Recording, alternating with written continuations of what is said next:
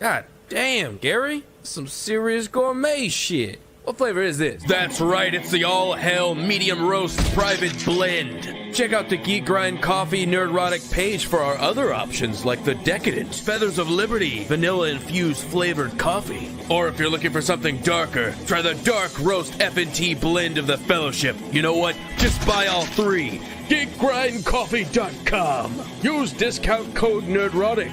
Huzzah! I learned a long time ago that there's no sense getting all riled up every time a bunch of idiots give you a hard time. In the end, the universe tends to unfold as it should.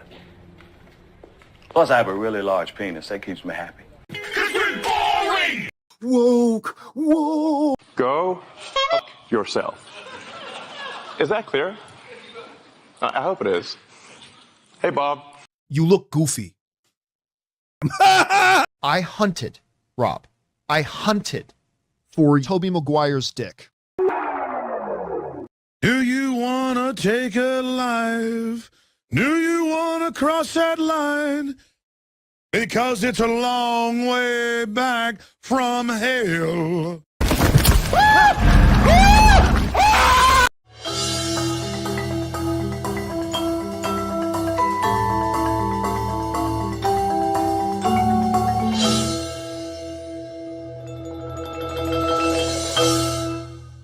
The following program is rated TV MAL. It contains strong language and is intended only for mature audiences.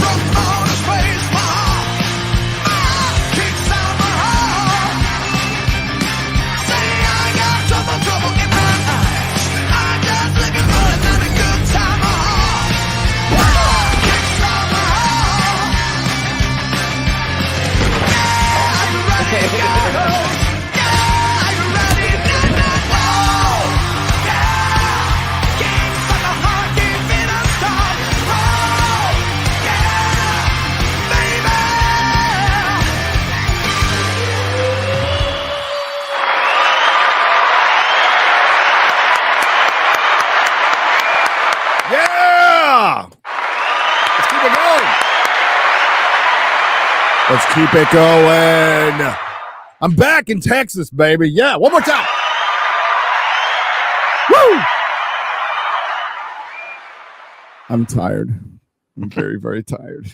I am old. I am 54, and I feel it. I feel it. That was a hell of a weekend. It was nuts. It was about as well planned as you would think something would be planned from us, which is not at all. And it worked somehow. Megacon was brilliant. The Ripaverse panel, the lines were so fucking crazy every day. They were talking about shutting it down, even though Eric did ask for a bigger panel, so he'll probably get one next year. I'm just saying. The meetup was capacity at a restaurant in City Walk, or a bar. It was a bar, and that was nuts. For the record, I was talking about this in our very private, real BBC chat. The best drinker, the winner of Biggest Lush is X-Ray Girl. People? She drank Critical Drinker under the table. She drank Ryan under the table. She drank everybody under the table and was still going. So somehow an Asian Canadian, it must be the Canadian side. That's what I'm guessing. You have to drink a lot up there before the government offs you. So yeah, and the panel, 750 person room, was standing room only. We weren't sure because let's be real, we didn't plan it very well. We did not shout it out enough. We didn't have very many specifics. We're like, we're going to Megacon. Not sure what day the panel is. I think we announced the meetup like 3 days before we got there. I say we, the royal we. Jeremy from Geeks and Gamers, because I was just a guest there. And it was capacity. It was freaking great. So hail the 199, hail the fellowship. And I heard a rumor as, take it with a grain of salt, that you'll be there next year. I can neither confirm nor deny. But I can confirm that will be true. Awesome. How you doing, man? I'm doing good. How are you? Good. I got to hang out with the fellowship all weekend, which is one of my favorite things to do in the whole wide world. I thought I'd just but you were missed. So was Mahler. Oh. Is that McFarlane? Pure Arts. Pure Arts. It's pure. Pure Arts. That is a proper Batman costume. That is my Batman costume right there. Blue and gray. That is the proper one. Symbol. That is the proper Batman costume. None of this armor shit. Batman could kick the shit out of 72 ninjas butt naked. That's Batman. Yeah. Okay. I think this is the costume that they're going to use in Batman shits all over the Suicide Squad video game. I hope. Yeah. He beats them up and then he defecates on their body. I would play the shit out of that game, for lack of a better description. So essentially, what I've been doing is therapy sessions after having played it. Just going back to the older shit. I saw you went back to the older stuff. So I would love that. Mauler also made a very brief cameo in today's video. Oh my! Oh, I haven't seen it yet. I am a horrible friend. I apologize to you. I will watch it right after the stream. It only came out an hour ago. Okay, but Mauler made a little cameo in there because we were discussing Sweet Baby Stink and the Suicide Squad in that video. I called it Sweet Babying kills the Western gaming industry. Perfect. That's exactly what he did. I mean, it's funny because it's true. It's funny because it's true. And we will be talking about Suicide Squad because our co-host and good friend Mahler has finished the game. Hello, Mahler. Hello. that's sounds the excited. vibe. Oh, it was rough going through that. A lot of people wanted me to like do the side stuff. Or you're gonna play the DLC, and I was like, you guys have a problem, okay? We went through the story. We've seen how they did everything. It was horrendous. Now I can go play Batman Arkham Asylum, and then Arkham City, and then maybe go further than that. Don't know. But the funny thing is, I got the TLJ vibes back with this one. I was doing Suicide Squad when I went to Arkham Asylum. The chat was just filled with people talking about how much this new one is a piece of shit and how much they just want to go back to like the thing that made them fall in love with this shit. I had I think like similar view count to watching Arkham Asylum as I did for Suicide Squad, and I was like, wait, what? Like the first stream, and it's literally just people fucking angry. Yeah, it's like, yeah, why did they do this? And it's like, don't really know, because you go back and play the old one, which by the way, a lot of people like to try and convince you is like, oh, you think it's better because it's older. Like, nope, no, really good. It's better because there's no UI. Oh my god, because the game's fluid. You actually have a screen of a video game, and it's not to the detriment of anybody. I was lurking in quite a few of those streams, and I was vocal in one because I think you mentioned my name, so I actually said something in the chat, and it was absolute legitimate, just legitimately, no BS, no nothing. It was such a pleasure to watch. It even made me think I got to do a stream of these games. Oh yeah, I got it. They're so much fun. They're so tight. Everything built to engage in the fantasy of being a very intelligent, high-tech man who's trying to save, the asylum from all the inmates and stuff. And then, of course, they expanded into the city, which they do a really good job of as well. And it's so interesting to see because I 100%ed it, by the way. And it's like, why? And it's like, yeah, why, isn't it? Why does anyone do anything like that in a game? And it's like, oh, probably because it's so much fucking fun. I was happy to just play it until I'd beaten everything they had to offer. Meanwhile, Suicide Squad, people were like, Muller, you've got 12 more Brainiacs to kill. I was like, I'm okay. Nah, I'm right. I'm cool. I'm cool. Hey, we got a little bit of breaking news that's sad. Okay. Yes, it's not Toby Keith. Rest in peace, Toby Keith. I am not a big country music fan, but apparently a lot of people love the guy. He actually wrote his own songs, passed away from cancer. Fuck cancer. No, we have breaking news that I don't think it's hit the trades. It was from an email, so it could all be bullshit. But I thought I'd pass it on. And it's very sad. Somebody has died on the set of Wonder Man, I believe, at Disney. A crew member has passed away very sadly. I thought they'd stop. I thought they weren't going ahead with Wonder Man. It was a callback. It was Wonder Man, I was told.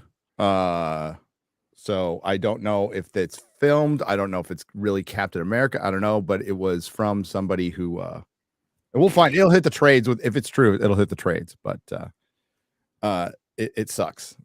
And IATSE is thinking about going on strike in June, I believe. I can never unhear Nazi when you say that. When you say IATSE, I know that's what it's called. It's NIATSE. I don't know. But if that is indeed true, it's very sad. It's very sad. And apparently things were not safe. According to this anonymous person, things were done on the fly. I do believe, actually, Mrs. Nerdrotic was reading me the email. So it was some kind of callback on a Marvel project. I think she said Wonder Man. So it's very sad. Are they chilling out with the Bat woman stunt guy as well? Who? Was it stunt guy or gal? Stunt woman, I think. Stunt gal, yeah. Yeah. Did one die or one get injured? I think badly? One died and one got paralyzed. I think a stunt woman got killed, and I think a crew member got paralyzed when a fucking lift fell on them. Didn't Ruby Rose herself got paralyzed as well, right? So she got hurt as well. Injury. Yeah. I don't want to say how the person got killed because, like, I don't know if family's been contacted or anything yet. So, but that sucks. Shitty way to start the show. But we're going to talk about Disney. They have a massive proxy battle going on right now, and they're at a crossroads, and I'm at a crossroads because, like, it would be really fun if Elon. I think Elon was just trolling. We can play that video if I can find it because obviously, X-Ray Girl is not here. And we're very sad that it's just going to be a dude fest, a sausage fest from here on out. So we can fully geek out. Safe flight. So yeah, we're going to talk about that proxy battle. And Disney put out this like really cringe cartoon for the voters, like telling them how to vote, which they can do, but it just comes off as so, and I'm not familiar with this, I'm not a financial analyst. I'm not familiar with stocks. I have Tesla stock, and that's just left over from my work, and I don't know what to do with it, to be honest with you. I don't like stocks. But it's cringe. It's pretty cringe. But I'm at a crossroads, guys, because I kind of want Disney to die. I just say let Iger get everything he wants. Let him get absolutely everything he wants, and it'll just die. Yeah, I think I'm for it. They're on track to basically just completely destroy their own company at this point. How many years has it been of bad decisions now? We're actually at a point where it's like, a bad decision announcement. We're like, that's the way they do it. Yeah. I got no sympathy. I don't care. Do it. Yeah, that's where I'm at. Sympathy might lead you to think that destruction of them would be better because it'll disperse them, I think it will be. I think it will be better for everybody, for Disney to go under, of all of that root, everything. It's the root, the foundation, everything. It's just poison. Have it just eradicated. I completely agree. And I if Nelson Peltz again, Elon, that would be funny as hell. It would be funny if he bought a controlling stake, and I would love to watch it, but he would have to I don't think Elon could take over Disney and clean everybody out, because that's what needs to be done. So I think it's better. I think you guys are right. Things need to fail. They need to fail. You don't get better until you hit bottom. And if you survive that bottom, you can improve. That's a different meaning with Disney, okay, than what I'm talking about. You know, you hit rock bottom in recovery. You hit the bottom at Disney. You just you hope it's of age. It's a dark joke, but it's true. And yeah, pedophilia. Okay. You hope it's of age, but yeah, we'll get into that. We're going to talk about Suicide Squad. George popped off over the weekend, talked a little bit about it at the panel. We're going to talk a lot about it here. We're going to talk about it. And then anything else, because quite frankly, I was on the road for the last 2 days. So, you know. Hurl yours. Yeah. I'm just glad to be home. I'm glad to be home. Just the usual going on, you know. Just men beating women at women's sports and stuff like that. Yeah, did I miss anything too exciting? I do have to find that video. Hang on. Suicide Squad kills the Justice League. Yes, numbers are absolutely abysmal. No, they're not abysmal. They're expected. Okay. That's the comparison was made with the Avengers game, and it was like, so think Guardian. Think of the, well, yeah, I'll put Guardians to one side because there's a couple of other circumstances. The same with like the Titans game, right? Like, if the direct comparison I think should be with the Avengers game, because Avengers had a film franchise that was enormous behind it. Like, there's a lot of reason you can promote that, a lot of marketing and everything. That game got fucking removed. Like, it did so badly, crashed and burned so badly, right? So $50 million loss. Yeah. Yeah, Suicide Squad is doing like what, a third as good as it? Square Enix ended up selling all of their Western interests, getting out the fucking West. Yeah. Mm-hmm. So yeah, what I'm getting at is just that it did about 40%. It did about 40% of the Avengers. On release, it peaked the day of release, so like 12,500 the following day, about 13.5 following day, back down to 12.5, and then the following day after that 8,000. It's like, day 4 it's already started to tank. And by the way, that is not a high peak player count for a new release of a multi-million-dollar thing. No, it's terrible. No, do you know what the budget of Spider-Man 2 was? Because that got released. What was it? The video game. 325 million. Oh, doesn't it feel like video games to sell 10.5 million full price units to break even? Video games feel like they're chasing movies for trends. They're like, don't worry, we're just you, but a little bit further back, because this bubble is fucking exploding. Suicide Squad is not even close to getting back what it needs. And I don't know. I think in a week's time, I don't even know what the fucking player count will be.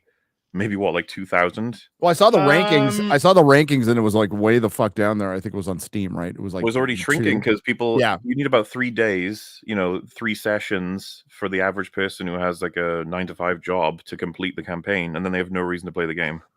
Unless they want to pay money. Quickly, we have breaking news, ladies and gentlemen, as you see on the screen. Well, IGN creators get what? IGN staff votes unionize. Bye. They're about. Bye, IGN. Bye. See Goodbye. See ya. Nice knowing you, fuckers. Bye. Off you fuck. I just wanted to share that. Sorry. Does anybody read IGN like regularly? Like. I didn't even know that anyone did. Baller, by the way, I think somebody put the when I put my video out about are the union meetings going to be in binary code because they're all AI dudes? So. Well, that's what we're in trouble, guy, with the AI. The profits are definitely in zero. AI unionizes. I'm afraid I can't do that, Dave. Will you take this offer? I'm afraid I can't do that. Do that, Dave.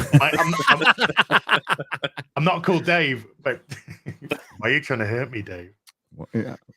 Stop calling me Dave. Yeah. the AI just calls everybody Dave. Yeah. Just to fuck with them. It starts injecting people into space. I know. So, Yeah, I've been just watching what I could of your gameplay. It looks like a shitty game.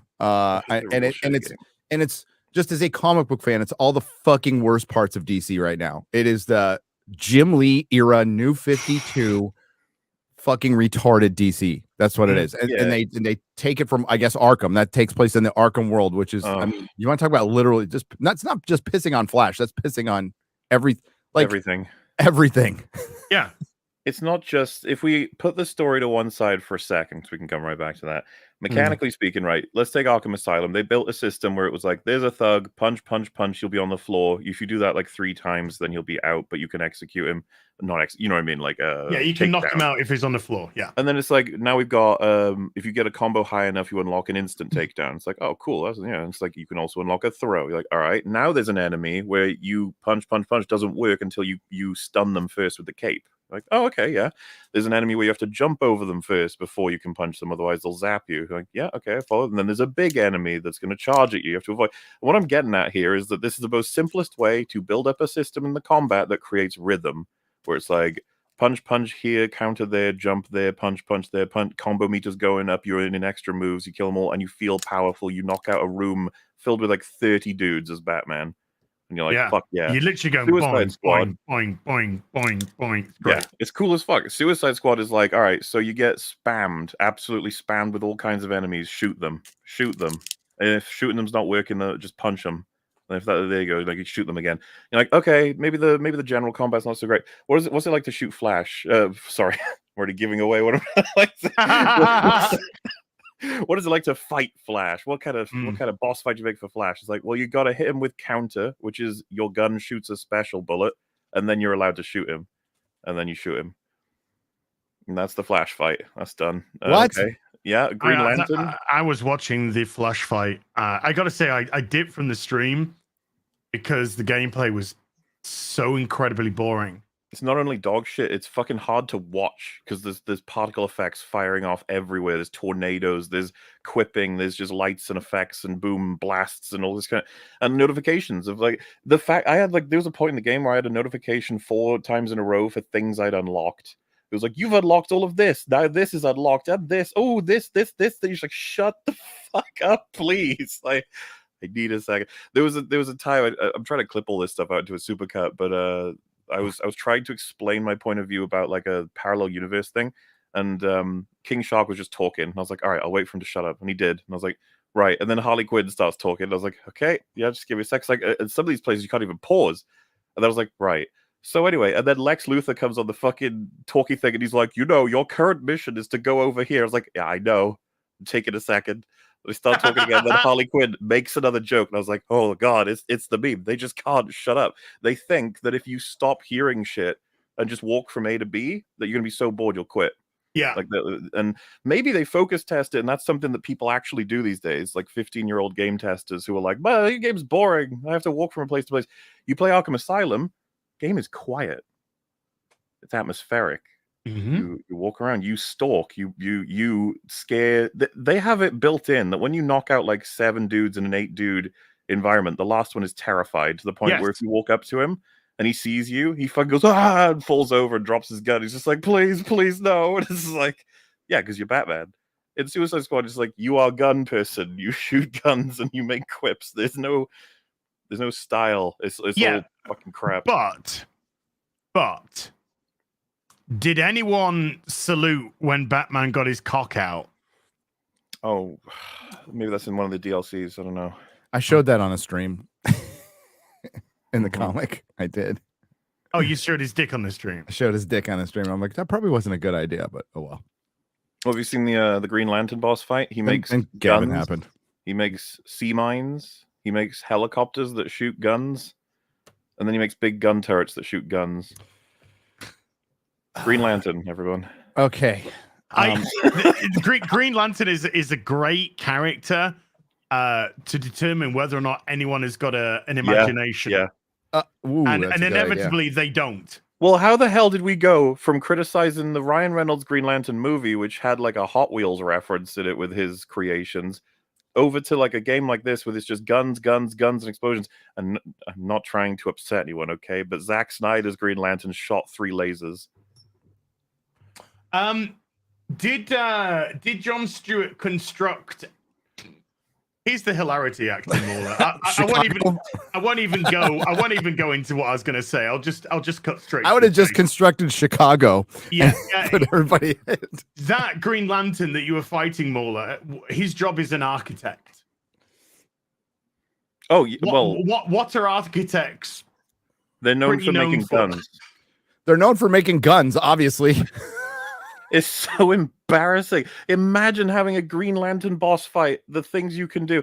I was fighting Poison Ivy at Arkham Asylum, right? She sends mind-controlled soldiers to you. She'll make the parts of the floor end up with vines. She'll fire energy blasts based on like plants overflowing or whatever. She's got the whole map is intertwined with vines and stuff. It's not even particularly amazingly imaginative. If you go from that to Green Lantern, you got to shoot him, otherwise he'll shoot you.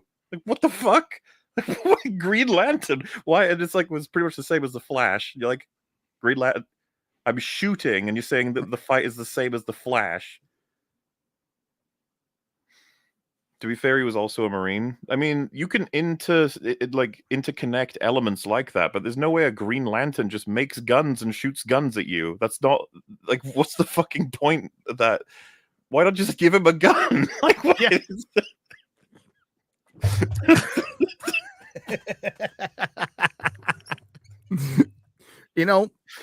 And then King Shark puts the ring on and turns into a Green Lantern, which is not how the rings work.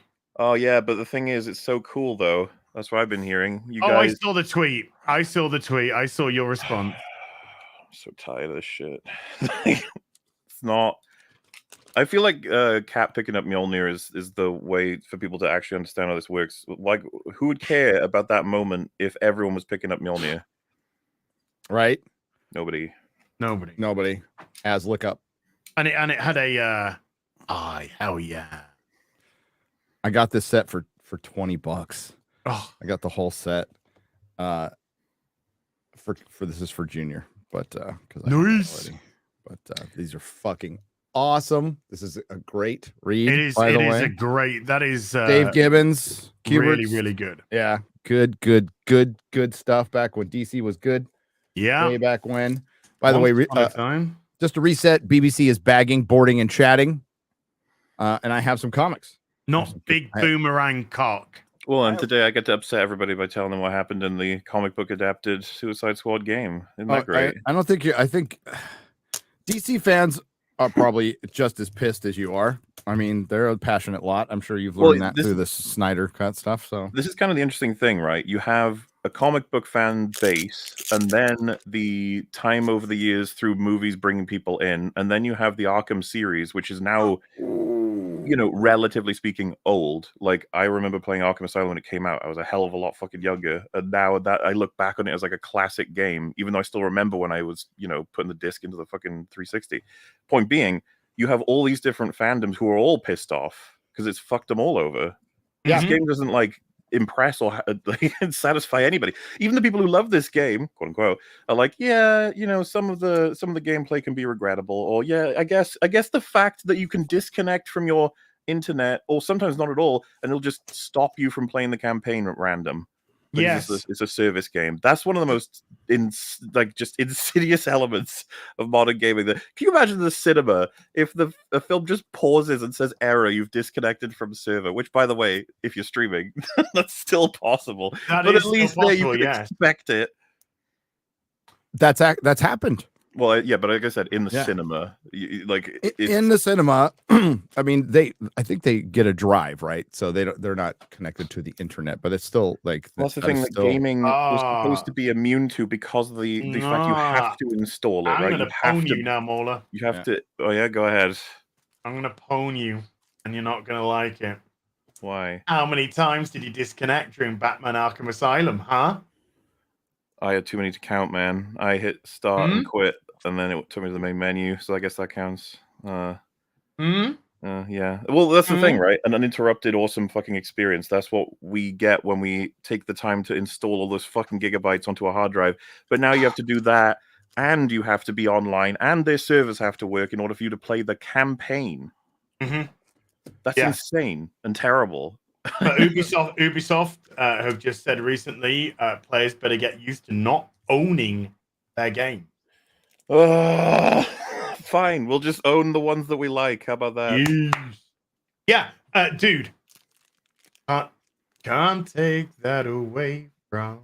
No. This set again. This was $25, totally Nice. underpriced for Junior. And written by look at that, Chuck Dixon and art by Graham Nolan. Drawn by Graham Nolan. Yeah, look at that.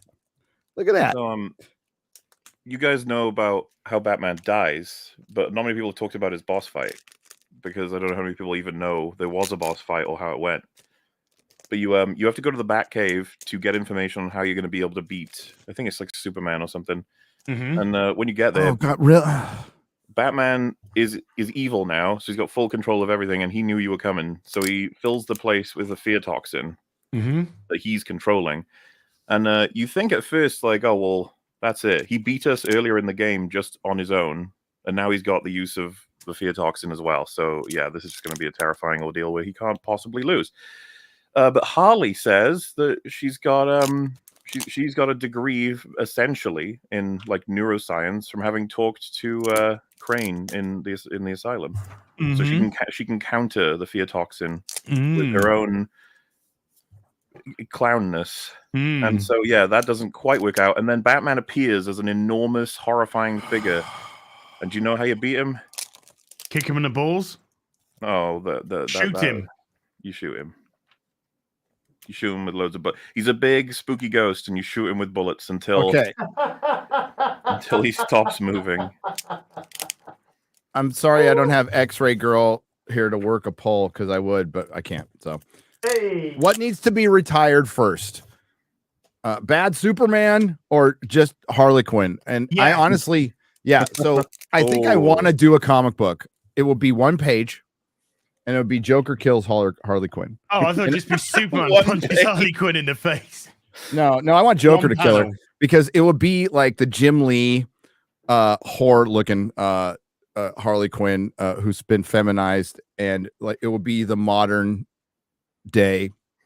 There would be a talk bubble that would be about the equivalent of 100 pages in one talk bubble, and he just pulls out his gun. He pulls out the little flag that says "pow," loads it a bullet, and then shoots her in the head. That's it. The end. I'd buy that. But it's so clearly rushed too. The big spooky Batman monster. You shoot it enough, its health bar hits 0, and then there's like a cutscene, and he's just on the floor, Batman as you know him, but covered in blood and just beaten up, and he's unconscious. And it's like, what is this? Like, what is happening? Like, what do you think I'm supposed to think? That what was really happening was that they shot their minigun all over the room and it somehow tagged him, I guess. I don't know. They put him in a Pokeball then, by the way. Oh, of course they. And then, they dropped this game sounds really fun. I can't wait to not play it. Well, and on their way to killing Superman, they drop Batman on a bench and execute him. That's what that scene that you've all seen is. Oh, so that's not even at the end. They don't kill Batman. They beat him in the back cave. We have to take him to Luthor so Luthor can analyze his DNA and figure out how to beat Superman from it because they've all got similar DNA corruption from Brainiac. And then you Pokeball him and take him to the bench and execute him. It's all incredibly painful. Do you know how you beat Superman? Do you want to take a guess how you beat Superman? Kick him in the balls. I'm gonna go with shoot him. No. You have to shoot him with the special bullet, and then you can shoot him. So like the Flash. So you have to shoot him. It's the exact same fight as the Flash, almost the exact same because I'm pretty sure he has like environmental shit that he does, and he has super speed. So it's the same thing. Could you imagine one of the things when they made Arkham City, if they had made the next one like, you know, Batman meets up with and generates the Justice League and they fight, let's say, a Brainiac or Darkseid, whatever, and maybe the third game in that series has they all get mind controlled and Batman has to deal with all of them with what he has learned, and so it reveals to them that he always had these plans, but it shows like how much investment he has in saving them because he won't kill them, right? He'll have every opportunity to do so, but he won't. And Batman fights the Justice League. Hey, if there's anybody out there in the gaming industry that wants things to change, email as. What's your email? We Heel need. versus babyface@gmail.com. I need to know what Sweet Baby Ink does. Like I want screenshots of. It's in my video. They're telling you. They tell you there's a video that they have out where they tell you exactly but what I want to do. know. They tell you, but I'd like to see what they do. Here, I'll give you screenshots of. Do you have screenshots of emails? I do you have can give you a screenshots of their workflow, of the project managers? If we can get access to all that, that would be awesome. Here, I'm gonna give you. I've seen a lot more videos popping up on them. They're starting to get very noticed. Oh, they are getting very noticed. Their Instagram is on private. Their Twitter is on private. They're making sure that they do not get engagement from people. If you value your industry, expose these fuckers, because you're at the point, just like we're going to talk about with Disney, you're at a crossroads now, like entertainment industry. You are at a crossroads, corporate entertainment industry, which every fucking union needs, by the way. So if you see yourself as a contractor for this corporation, you are absolutely working for them because your union has a partnership with them. So, and now that you are in the modern world, dealing with the modern audience, which is the same as the old audience, and now you have direct access through your Instagrams and Twitter, you might not be aware as a current year creative that you are in the customer service industry. You're wearing that uniform all the fucking time, because if you like the clout that you get from that company you work for, well, guess what? Your uniform is on all the time, and you represent that. And Hollywood and all of entertainment has been pissing people off for the last 6 years, and now they're wondering where everybody's fucking going. Well, it's because you've told half the country they're fucking Nazis, and they fucked off just like you asked them to. And if you want to have a fucking job in this industry, which is even gaming, there will be fucking layoffs. You could save yourself by exposing these fucking communist retards. I've just shared. Let's take a look. Just shared this for you. So this is what Sweet Baby Ink do. White god black, white girl black, white hero black. So there you go. That is what they do. So they go, make it black gay. It can't be just black though. It's got to be gay now, right? Don't they have to? We have to have 2-fers and 3-fers. Do we have to check off multiple boxes? It's black and intersectional feminism. I mean, they must have done more damage than that to Suicide Squad, right? Like, well, Suicide Squad, they've taken the whole concept of heroes, spat on it because they're commie filth. And the bios of the heroes have terminology. Imagine that this is a bio on Batman. Toxic masculinity, Gary. Oh, we can get to that. I'm still not done of things to tell you about. Oh. One of the things I was going to mention, by the way, is it has a very positive rating on Steam with 84% total rating, which is incredibly unusual. In terms of Steam have been deleting. Well, I was going to say, yeah, okay. It's been positively review bombed. Well, for context, instead of jump into it, it would be the Steam are pretty reliable for overwhelmingly negative for any game that launches broken, or any game that launches with a context and a meta that's very bad, or then mixed for a big fight over a game that's having trouble. Knowing all of this and knowing Steam for as long as I have, I was expecting overwhelmingly negative. I was like, that's going to be what this game is. And not only is it not mixed, it's very positive. Overwhelmingly, what is going on? And you check it, the amount of reviews seems wrong, and then you go to the actual reviews, and some of the most recommended reviews, most helpful reviews are negative. And it's like, so how did that happen? And then you see loads of positive ones that are pretty empty in terms of their praise. And it's like, oh, Steam, really? That's a fucking shame, man. Because, I don't believe for a fucking second that this is natural. I think I have more comments on my stream about how bad the game is than they have reviews on Steam right now. And it's like, is there some missing? Seems a little bit weird. But then also just how the fuck would this game get very positive when all the coverage online and every other forum I've seen has been basically either fighting or negative? Even the tweets that I've been quote tweeting about, trying to defend the game, they all concede there's problems still. They're usually like, oh, this thing, yeah, this doesn't work, but at least there's this, or it could be worse, could be this, it's this, or this is a game about idiot the awful people. So you should expect there should be, you know, some shit in there. Something. So yeah, I'm not very happy about that. But you know, because I like to think that some of these aggregate review sites are fucking reliable. Maybe one or two ever. But, no, you know, no, never mind. It could be fun to pull numbers off, but no, you know, you wouldn't exactly call Metacritic or anything like that reliable. Well, that's the thing. I used to say before this, I would have said Steam is probably the most reliable one. I would have said so. But like this shakes my perspective a little bit because I'm like, oh shit, so this has obviously been changed. But possibly frozen too. My confusion is why would Steam go to I don't know, because Sweet Baby, or maybe Steam are unaware of the review bombing and will correct. Well, because you know, there's a couple of ways this sort of thing could happen, right? Like more nefarious or less nefarious. Like, could literally be that they're like, oh, there's review bombs, wipe out all recent negative reviews so that we could, you know, present truly what's actually happening. That's the way that they would try and justify. Or maybe like what happens with Rotten, maybe, and without playing it and not knowing anything about the Steam rating system, what happens a lot with Rotten Tomatoes, like you'll see the Marvels get a better, you know, audience score than you would think from a flop that much. But, you know, Ryan has talked about it. I've talked about it. From the amount of people who actually want to go see the Marvels, I would say the percentage of them liking it is probably accurate. That very small number probably likes it. Well, so what I'll say is that it's almost, I'm getting a reverse feel from this game. The fact that so little people are playing it, and yet the fury for this game is so potent.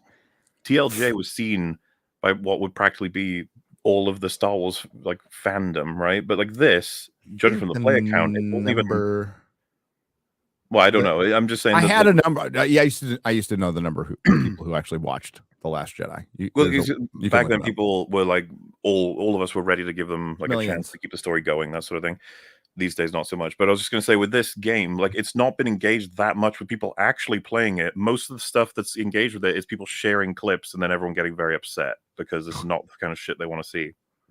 No. Shocking. I know. What a, you know, who does this shock? Does it shock Sweet Baby Stink? No, because they don't care. They're not there to create a good game.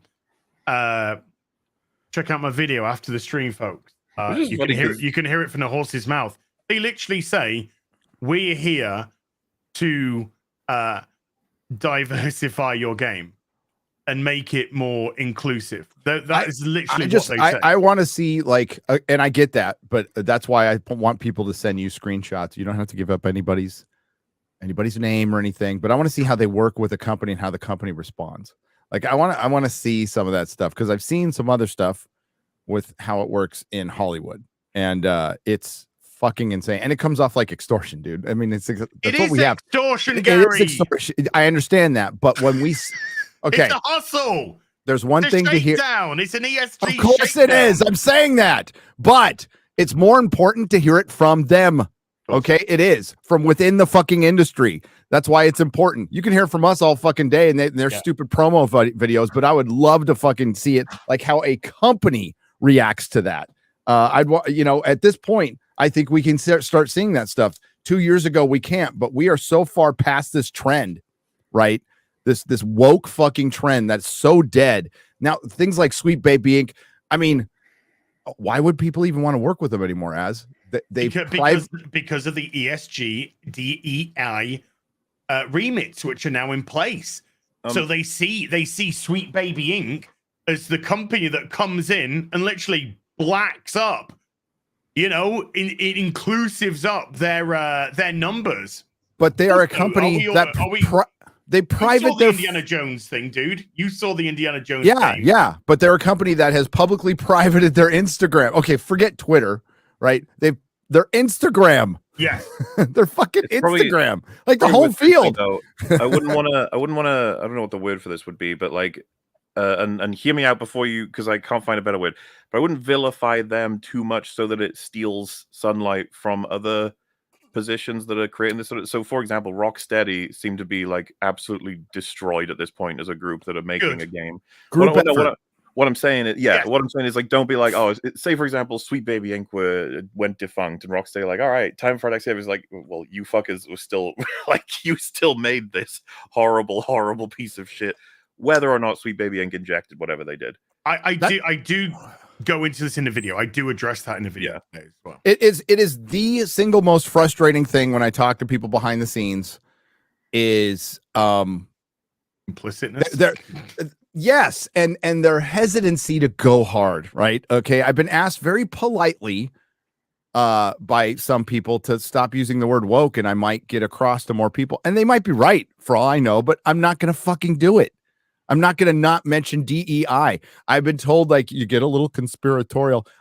I don't get conspiratorial. I give you information that's out there, and I just collect it. I just collate it. This isn't like anything other than me showing you stuff that's already there, and there's just this huge denial still, and there's fear. I mean, it's just fear. They're afraid to fucking speak up. It's like, why would you want to work in a place where you are not allowed to speak freely? I don't mean like go up to your boss and say fuck you. That'd be awesome. But it's like you can't even talk about your own personal politics. Like, wow, I'm not really happy with this border crisis. Nazi, you're fired. You're on a blacklist. That's the way it is. Like, why would you fucking want to work there? You think it's going to get better by not saying anything? It's not. It's not. It's going to get much, much worse. And yeah, you're on the precipice of absolute failure. Well, one of the big conversation surrounding this is that Rocksteady are probably going to fall apart, and that they're not the Rocksteady that made the games that everyone loved. So, correct. And that's something that we've seen that before with several other companies. And so with the player engagement and how expensive this game was and what they clearly wanted it to be, and it could fucking, for all we know, shut down within half a year. Like, fuck around and find out, I think is what I'm trying to say. Well, we're in the find out. We're well in the find out part. Like, this is find out year. BioWare is not the company it used to be that made the Mass Effect games, made the great Dragon's Age game, Origins. CD Projekt Red, it's not the company that it used to be, or the good people that made the Witch game. They've all gone. And then most of them have actually gone and formed their own company, which is this is why same with Rocksteady. A lot of them, just the people who made these companies, made these great games, they've gone now, and they've been replaced by the next generation of fucking woke tard. What I'm going to say, because in relation, because Sweet Baby Inc. do like narrative stuff, right? They're not they don't do mechanics, I assume. They advise on what you should do with your game. In terms of, should we hear their own words? Sure. Yeah. Okay, because what I was going to highlight was part of why I'm so angry at the game as well is, irrelevant of even of the story, which is still infuriating, is how much it's built to just mine people for money, and how it's built to keep you busy indefinitely, which is not.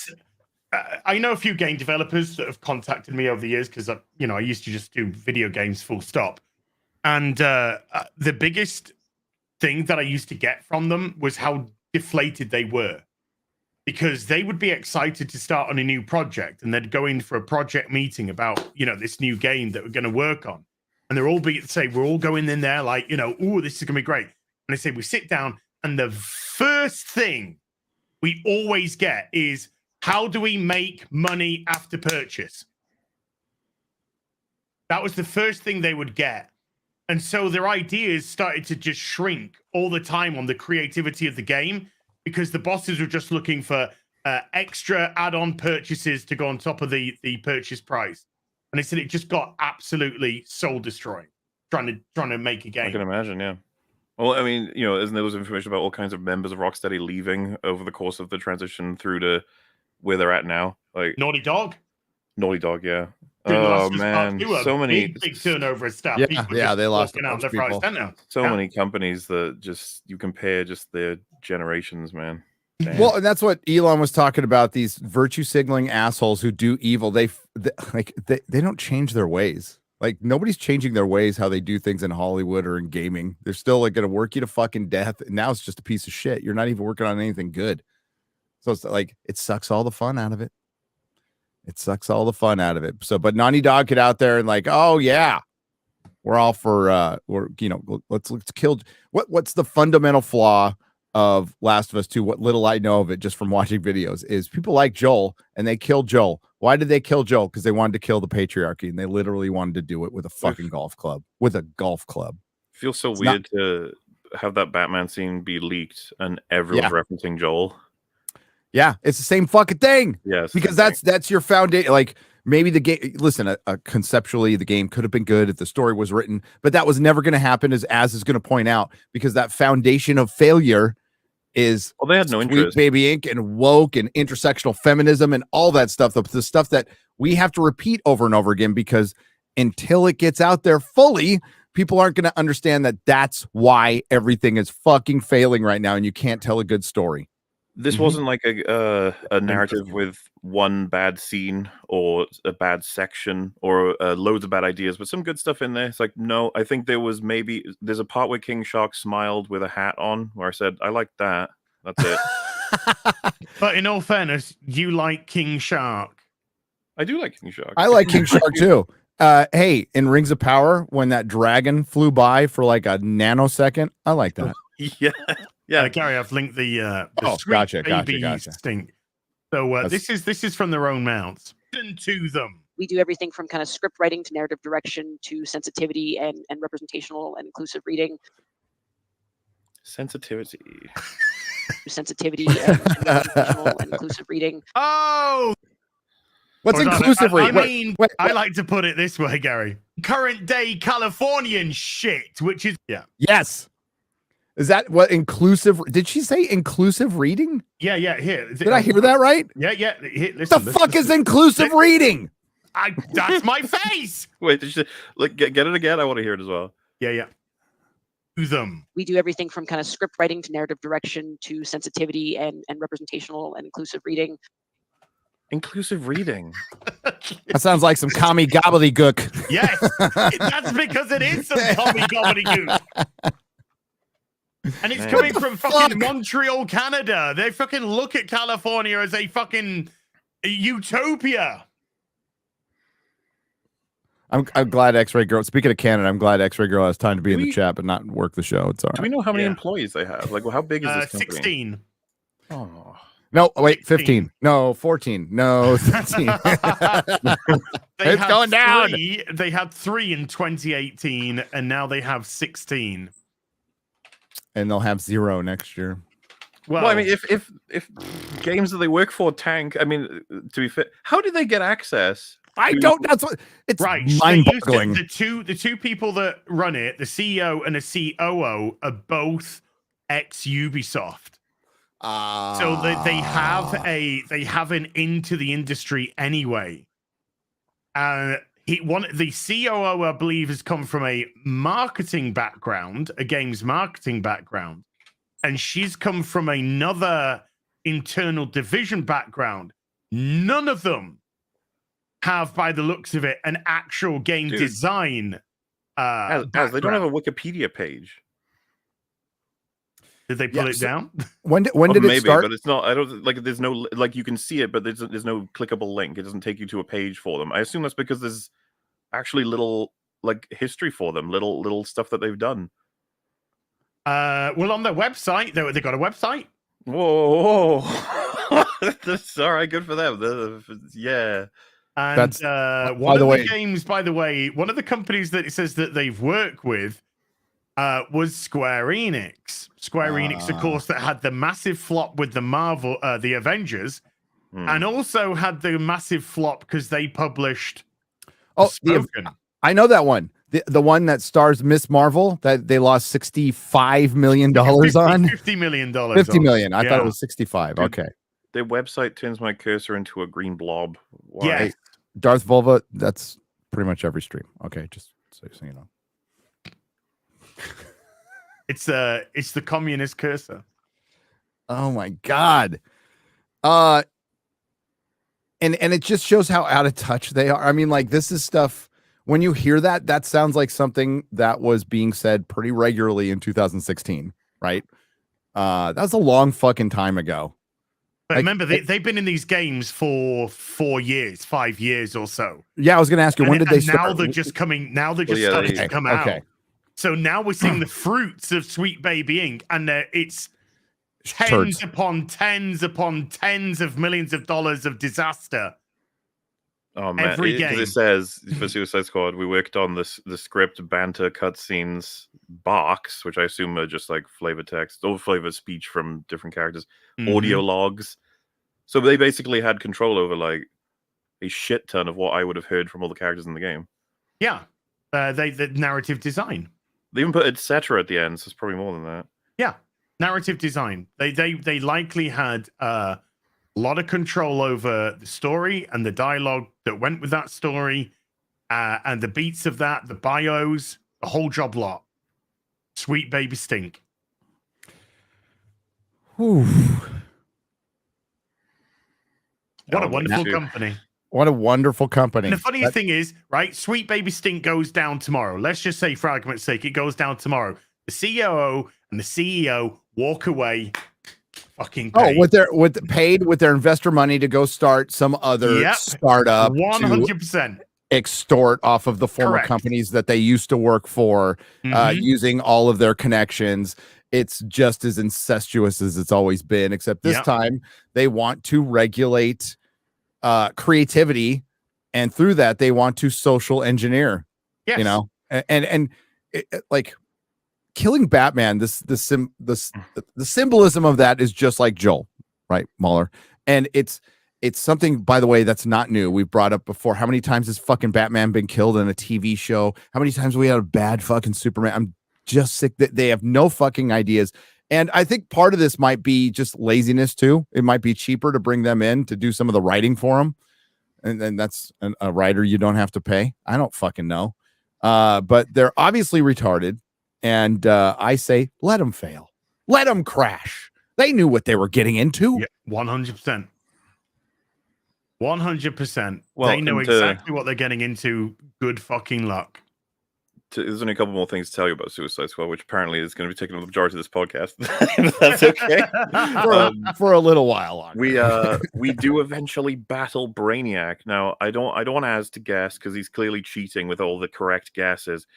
Gary, how do we fight Brainiac? What do you think? How do you fight Brainiac? You shoot him and kick him in the balls. Wrong. Oh. You have to shoot him with a special bullet, and then you can shoot him. Every single fucking fight.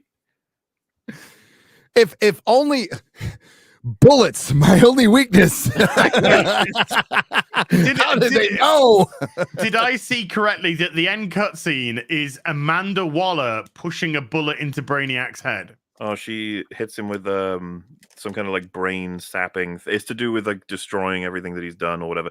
But I'm pretty. What does she say? Chad, do you remember? She said something incredibly cringe after it. Something like, "I'm Amanda Waller" or something like that. Did she just go fuck honkies? Oh, hey, by the way, I hate crackers. Looking forward to that Amanda Waller show we're gonna get from James Gunn. That's gonna be lots of fun. Don't you? Sorry, Gary. Oh yeah. Not what it's called. It's called James Gunn Gets His Wife a Job. Yes, more work for James Gunn's wife. Chad of God. So Waller hits Brainiac with that, and then like the camera sits on her, and she just goes, "Waller out." Oh, and it's like, good luck, James Gunn. Everything that comes out from DC that sucks hurts your brand. Yeah, it's gonna be shit. It's gonna be a shit show. Oh yeah, I agree. I would be, you know what? I'll find the cutscene for it actually instead of telling you about it. So give me a second on that. But the other thing I was going to mention was, nice. The game sort of just ends. Like you do that to Brainiac, they establish you need to do it 12 more times, and then it does like mission complete screen, and then credits. And you're like, what? These credits just happen, and then you get the Kevin Conroy eulogy that was so fucking slapdash and awkward. And then, as if it's not like bad enough as a sort of having that after playing a game like that and situating it there right after the eulogy's over, it goes like, "You've unlocked a new gun," and your character goes, "Oh, awesome!" Oh, and it's like, "Fuck me, man!" Like this. people are talking about that eulogy as evidence that they had nothing but respect for Kevin Conroy and Batman. And I was just sitting there like, did you see how they placed it? I wouldn't be surprised if someone made it and then passed it to them and they went, where the fuck are we supposed to put this shit? Yeah. Oh, I guess we'll just drop it in between these two things. The credits and the final game complete unlock, they put it between those two things. That's just all they've done.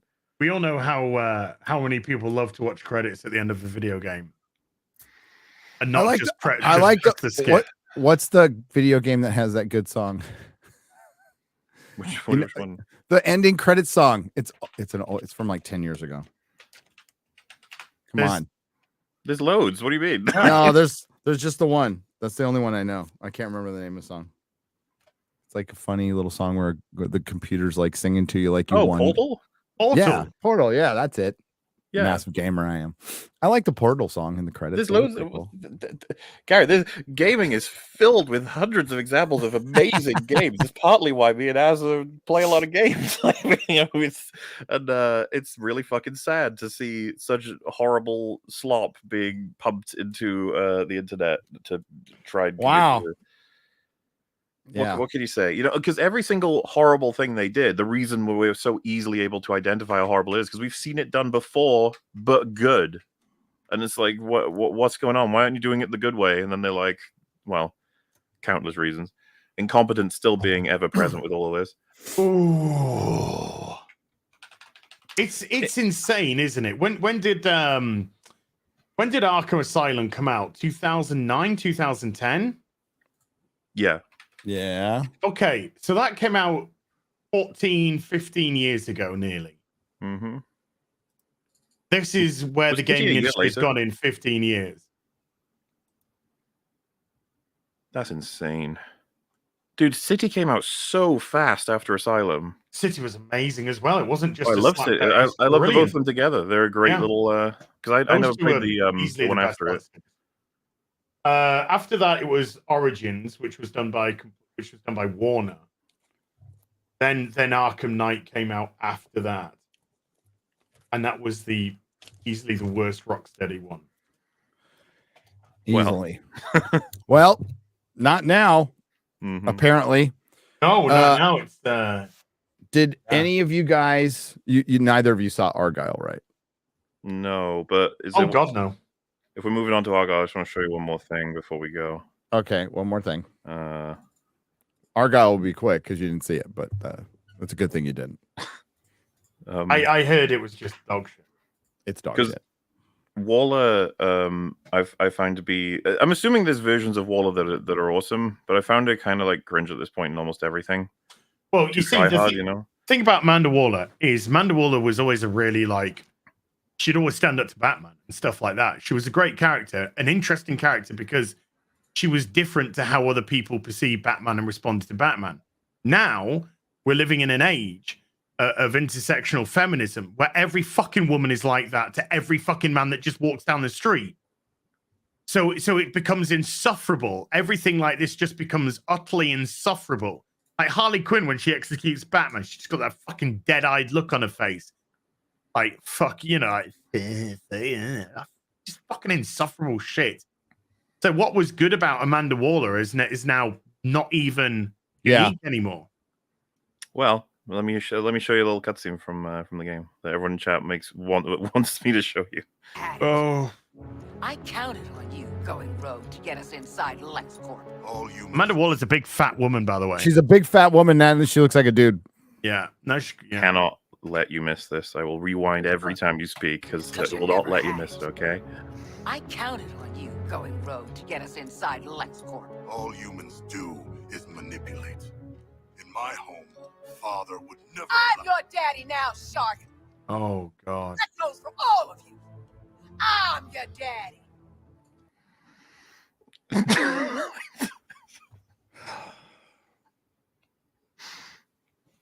Let it burn. You don't need the audio for the rest of it, but she starts to flip out because this machine can take out the bombs in their heads. And so she's like, fuck you, these bombs ain't going anywhere. Boom. And they keep portraying every action she does as like kind of badass. But then watch how embarrassing this gets. Because you don't really need the audio for it at this point. She just gets really mad and starts hitting a chair. That's not how Amanda Waller acts. What the fuck? Like she's an evil administrator. She's not an action hero. She doesn't have tactical gear on. She doesn't look like what's her face from No Time to Die, and she's fat. Yeah. Yeah, well, it's part of the juxtaposition of her character. Okay. This fat black woman is the most dangerous thing in the DC universe, and it's supposed to be juxtaposition. Now they just made her look like an angry lesbian, an angry black woman. That's not leaning into a stereotype at all. An angry member of Sweet Baby Inc. that got told that this character can't get race changed. Yes, an angry black woman leaning into a stereotype. Really good job. What was Deadline now reporting on the dead crew member on Wonder Man. Okay, so it is. Yeah, I'll drop the link in the. Drop the link in the chat. Sorry, what did you say it would have to be done for you to play the game as? I need a lump sum of £2,000, not dollars, pounds. Put into my PayPal for minimum lossage, 3% lossage. Dan Vask, give him $2,000 of Brazilian pesos. Yeah, minimum. Like Gollum was hard for you. Kong defeated you and but this one, I don't know what you would do playing this one. I think you'd actually lose it. The reason why I'm saying a minimum of $2,000 is there's probably a good chance I'll smash a monitor up. Yep, there's a good chance, yeah. All right, yeah. Crew member dies following accident on Marvel Studios Wonder Man production, as we reported here. Yeah, Chuck, the whole point is that you can't afford. That's the whole fucking point. He's trying to stop you from doing it. That's the Deadline has learned that I got to say this slowly, a rigger working at CBS Radford Studios fell off the rafters this morning and sadly passed away. So yeah, he fell off scaffolding. He fell off unsafe scaffolding to his death, unfortunately. The series is not set to start its production until next month after the studio had delayed the shoot due to the strike. So Wonder Man is going ahead. Who set up the rigging? Alec Baldwin. Wonder Man is going to be black and completely unrelated news. Yeah. And not look like the Wonder Man from the comics. So yeah, that's sad. That's sad. Giving your life for that fucking shit. Yeah, dude. It's gonna be a fun. IATSE now. The Nazis house now have some weaponry there. They have some. They're probably gonna get what they want. But yeah, in Marvel news, totally transitioning from that tragic thing. Thoughts and prayers to his family. Blade, which has been rewritten a million times, which was supposed to be, which I did get absolute confirmation. The script that they scrapped featured 4 women, 1 Blade, and it's not an Axel Braun production. That would have been more entertaining. It was basically going to be about his daughter, and it was gonna be a bait and switch. They didn't want to do that, but they are keeping in the daughter storyline.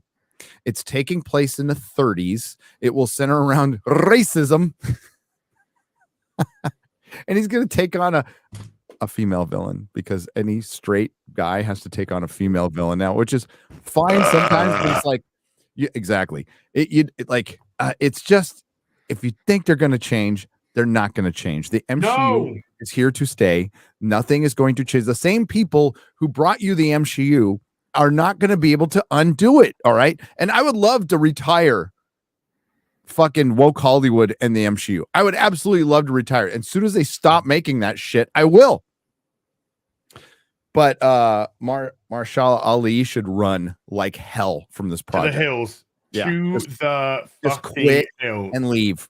and leave. We have other Marvel news that Mahler brought to us. That's near and dear to his heart. And hell, Well, I liked the last Spider-Man movie too. I loved it. As a matter of fact, No Way Home. I've watched it multiple To times. be fair, got no source. It seems to be rumors, but I mean, we can talk about it anyway, right? As like an idea. Of course we can. But, maybe it'll get announced literally as we're doing this stream. But John Watts is apparently off the project for Spider-Man 4, being the Tom Holland Spider-Man next iteration, and that apparently Drew Goddard is rumored to possibly be taking over.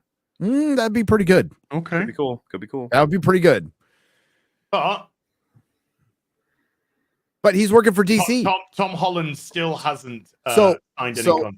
That's where I would question that rumor, because if Marvel could get Goddard back, why wouldn't you put him on Daredevil for one? That's obviously Daredevil's new costume. Well, so no, people are theorizing now that Spider-Man 4 would involve Daredevil, like maybe in a significant way. Well, that would be great. They actually work really well together. That would be fucking fantastic. And it's the one thing Sony takes seriously. And it's the one thing I could imagine them doing is like we'll test how he does in a Spider-Man film, and then maybe we give him his own film. I could see them thinking that. Like, not moving on from a TV show, right? Because at that point, the TV show would have been out as well. Yeah. But he's in the DC writing room with James Gunn. So that's the only thing I would question about that rumor. Right. Okay. Yeah. And chat, correct me if I'm wrong. Okay. Correct me if I'm wrong. I have not heard that there is a deal between Marvel and Sony for a fourth Spider-Man movie. We've heard it talked about a lot, but maybe I heard it wrong. I thought No Way Home was the last one. Well, they don't need to do another MCU Spider-Man film. I would have thought they'd realize it's cancer to do it with the MCU now. Yeah. I would think so too, but I don't know if there's Tom Holland and just keep him there for your next three. There is no deal. I heard the next one was going to be a Sony one. Yeah. And they have to make a deal if they're going to share characters and share just profits, which they do. And we talked about this before. Sony should just fucking go out on their own. Not that they're great with anything else, but listen, Tom Rothman runs Sony, right? He ran Fox during the X-Men years, and he had some good years and he had some bad years. But Tom Rothman is famous for one thing: he hates superhero movies. He still hates them. They're always the best people to put on superhero movies. Oh, great. Well, yeah, we have an intro to our last video that I guess is getting passed around on Reddit without giving Perry credit. That rhymed. Holy shit. Where it's just a supercut of stuff he found of all the creatives who currently worked on the last few D+ projects for Marvel, all saying the same thing. We were told we didn't have to be fans of the comics. I never read the comics. I remember, like, I feel like we lived through it, obviously, like the individual sort of pieces of news and interviews, like, oh, this director, they don't actually know about the like, we would have heard that several times over. Now seeing the compilation really illustrates it. But I was gonna say, like, isn't it so sad that a lot of these people don't feel when they get the project to make an adaptation of a comic book, they don't feel the need to go and read them? It's really sad. I just don't. I can't associate with that. I feel like, I think I've told you guys, like, if for whatever fucking clownish reason I was put in charge of Star Trek, I'd be like, well, I'm gonna be gone for like a few months. I'm gonna watch all of Star Trek and try and get involved in like discussions about everything to do with it if I had that kind of responsibility. Well, you go back 20 years to where we're getting good X-Men. We've got good Batman before with Burton and stuff. 20, 30 years. And every time that they're being interviewed, people are being interviewed who are, whether it be directors or producers or whatever, every fucking one of them talk about how much they love the characters, love the source material, looked into the books, we did this, we researched this. It was all about trying to get as authentic an idea for the characters, for their vision as possible. Now they're openly bragging about told not to. Don't care. Don't give a fuck. When they were making Lord of the Rings, wasn't there were several copies of the book on set, like at all times? At all times, yes. At all times. At all times. And when they had to change the stuff, they would repurpose, and you guys know this, we talked about it extensively on live streams with you, that they repurposed dialogue from other people just to get the dialogue in there to make sure we had Tolkien's language, which is the true art of his books. Then you have something like an Arkham Asylum where all the Batman comic lore has been put into basically every last place they can fit it. Like you find bios and extra audio. The whole point of Marvel starting their own studio was we're finally going to get it right. We're going to see superheroes in their proper costumes. We're going to see their proper origins. That was it. That was the whole, that's what they started with. Iron Man looked like Iron Man. Tony Stark looked like Tony Stark. Captain America looked like Captain America. Thor looked like fucking Thor. Because we always got weird studio interpretations. We always got X-Men in black leather, looking like they're going to a fucking leather daddy bar. And they made fun of the spandex. They made fun of the spandex. And now what's going to save Marvel? Putting a fucking mask on Hugh Jackman, something they should have done 20 years ago. Yeah, okay, all right, but I will stick a butt in there. Sure. It's better than sticking it in the butt. Well, I mean, nowadays they just stick it in the butt, sure. At least David Hayter. Okay. David Hayter did do some very good screenplays for X-Men and X2. No, for X-Men, X2, Days of Future Past, they did some good stuff. I suppose it's worth mentioning. It's not impossible to make a good adaptation when you haven't even read the comic. I guess it's just your likelihood drops to 5% or something. They were building up to it. I mean, this was a whole process that they built up to with the MCU. Like the X-Men walked, and Spider-Man walked, so the MCU could run, right? Yeah. I think we've agreed that the Burton movies are pretty awesome, but that they're not very accurate, right? They're not. No, we were just happy. No. The frame of reference was we're getting a Batman movie. We're not going to complain too much. Yeah. I mean, with Burton's Batman, Batman kills, Batman doesn't kill in reality, but he wanted to take, he took beats and he took notes from, other comics. He took it from the Dark Knight Returns. He took it from the 70s O'Neill Adams runs. He was tonally trying to move Batman into where he was going in the comic. So they were trying to be authentic to the tone, not necessarily, everything when it comes to. And the movie that preceded that, Superman, Donner's Superman, absolutely hit it out of the park first time. That's Superman. They at the time adapted Superman perfectly. So does it look like Daredevil is actually just waiting for a bunch of school children to cross the road? It's a little too red. It's not as good as the Daredevil. Yeah, the Netflix costume looks better. This might be just bad lighting. He's got a lot of makeup on. That really, really perfectly shaved stubble looks a bit pornish. But it might look better on film. Sure, I'm gonna try to be nice. Yeah. Oh no, when you've got your filters in and all of that kind of stuff, sure, it could look better. But I don't think this looks anywhere near as good as the Netflix one. No, it doesn't. But at least, but I will say it's a lot better than the fucking yellow abomination that they had in fucking She-Hulk. That was fucking garbage. Hell yeah. I think they are trying. They're just going to fail. Everyone, this is the same motherfuckers. By the way, I don't want this to fail. I don't want this to fail. I legit I don't either. I don't want them to do it. Real quick, Dan Vasquez, he's referencing is we did call him in the middle of the night to give him shit. We did. Good. Yeah. Wait, when you say you don't want it to fail, I assume you mean you don't want it to fail if it's good? Well, no. If it's good and it fails, so be it. I just want it to be good. I want it to be good. I don't want this to fail. No. Marvel's, I don't know if it was even wanting. It was, I knew it was going to fail. I just don't know if being good will be enough, though. That's the point. No, yeah, we're definitely at that point now where they've killed their good faith so hard that. Do you know who's writing this, right? Remind me. Dana Schwartz. No, the writers from Loki. End of story. End of fucking story. Okay. Yep, there you go.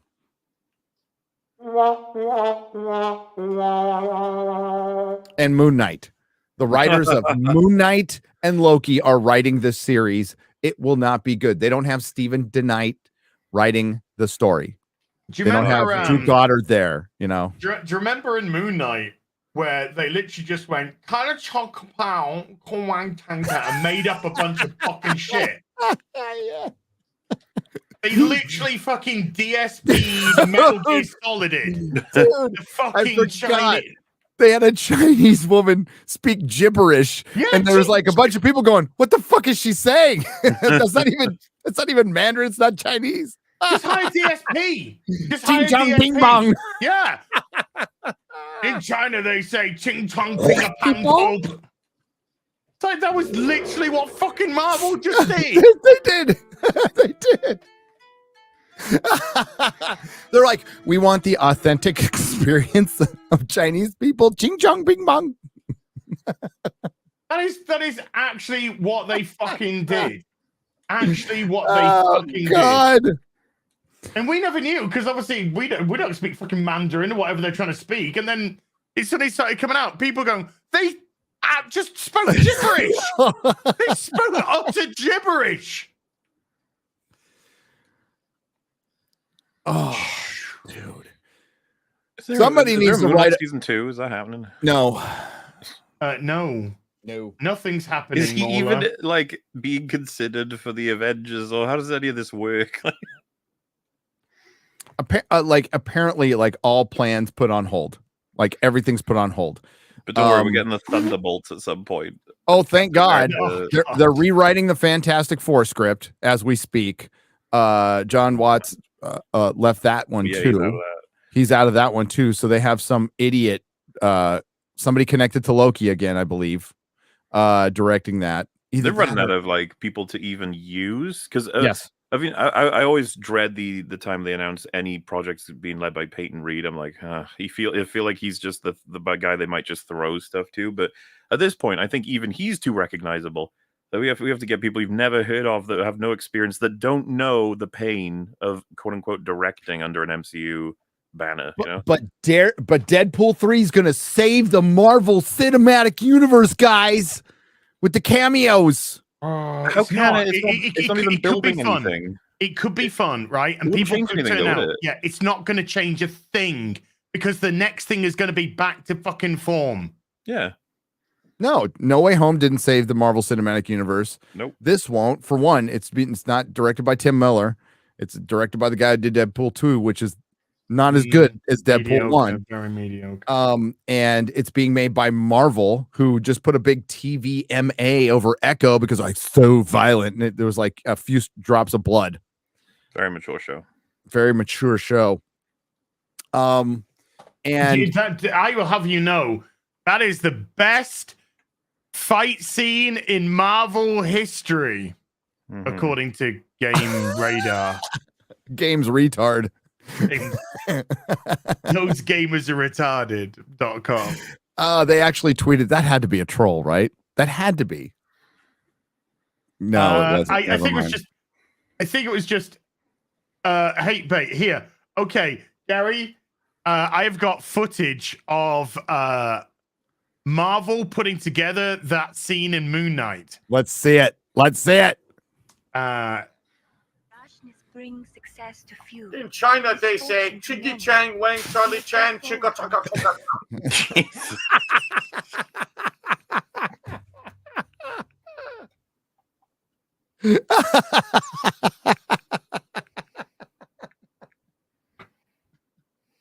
DSP was apparently a consultant on Moon Knight.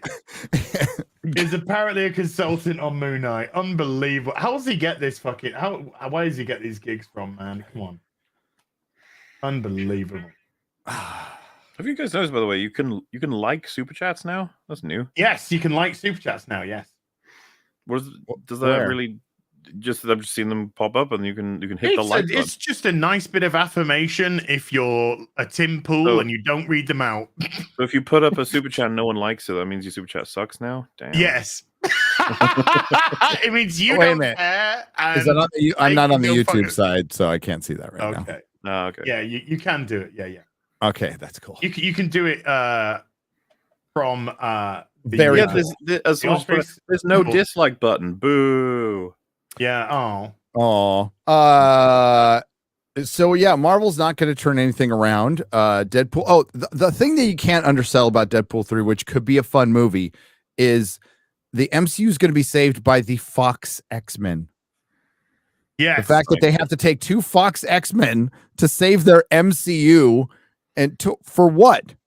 You know how you save the MCU? You put it on ice for 10 years, same the way you save Star Wars. You put it on ice for 10 years and you wait until Bob Iger is gone. Same way save Doctor Who. But Same maybe way put it on ice for 50 years or something. Got to be on ice. When it comes back, you do a slightly de-aged Capaldi regenerating into somebody completely different. Slightly de-aged in 50 years. I think he'll be dead. They're not going to do that. We can still slightly de-age him, damn it. Dude, we have the technology. How fucking big of a disaster was that? Like, I did not think Russell T Davies would fail this fast, this far. No, if I had told me, like if I'd gone back in time to tell me that's what you could expect, I'd have been like, okay, you're over exaggerating. But that's, yeah, he's not going to do that. He's not going to do that. Come on, guys. Russell T Davies. You've seen his Doctor Who. He loves it. He loves it. He loves it. He treats the fans with respect. Oh, never mind. Oh, so and he's really frightened of disabled people.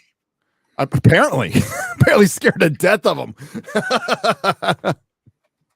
Oh my God, that man in the wheelchair might be a Nazi.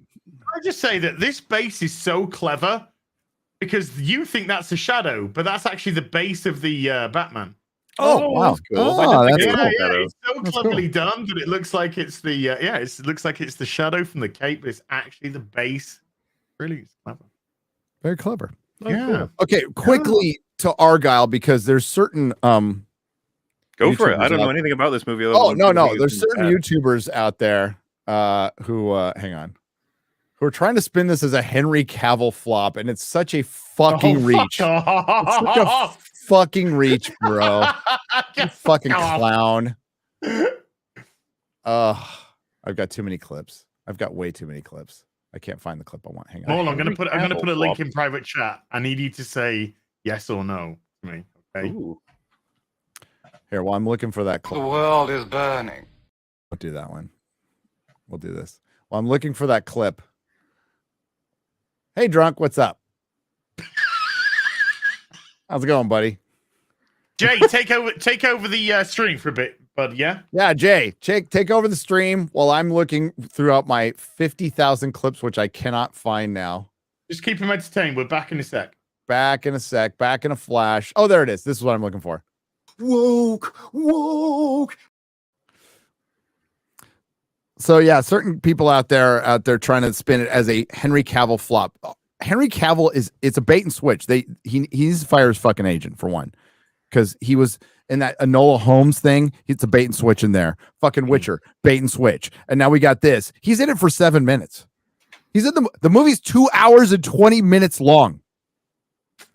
It's a Sam Rockwell movie, if anything. And then what's her face? Ron Howard's Bryce Dallas Howard.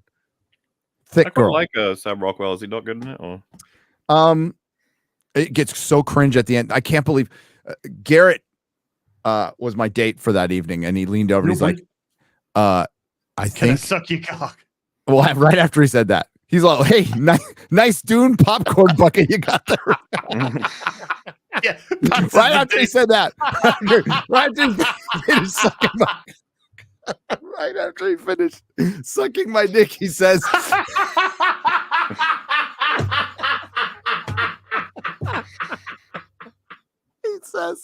I think Matthew Vaughn's wife made him make this movie, and I think you're right.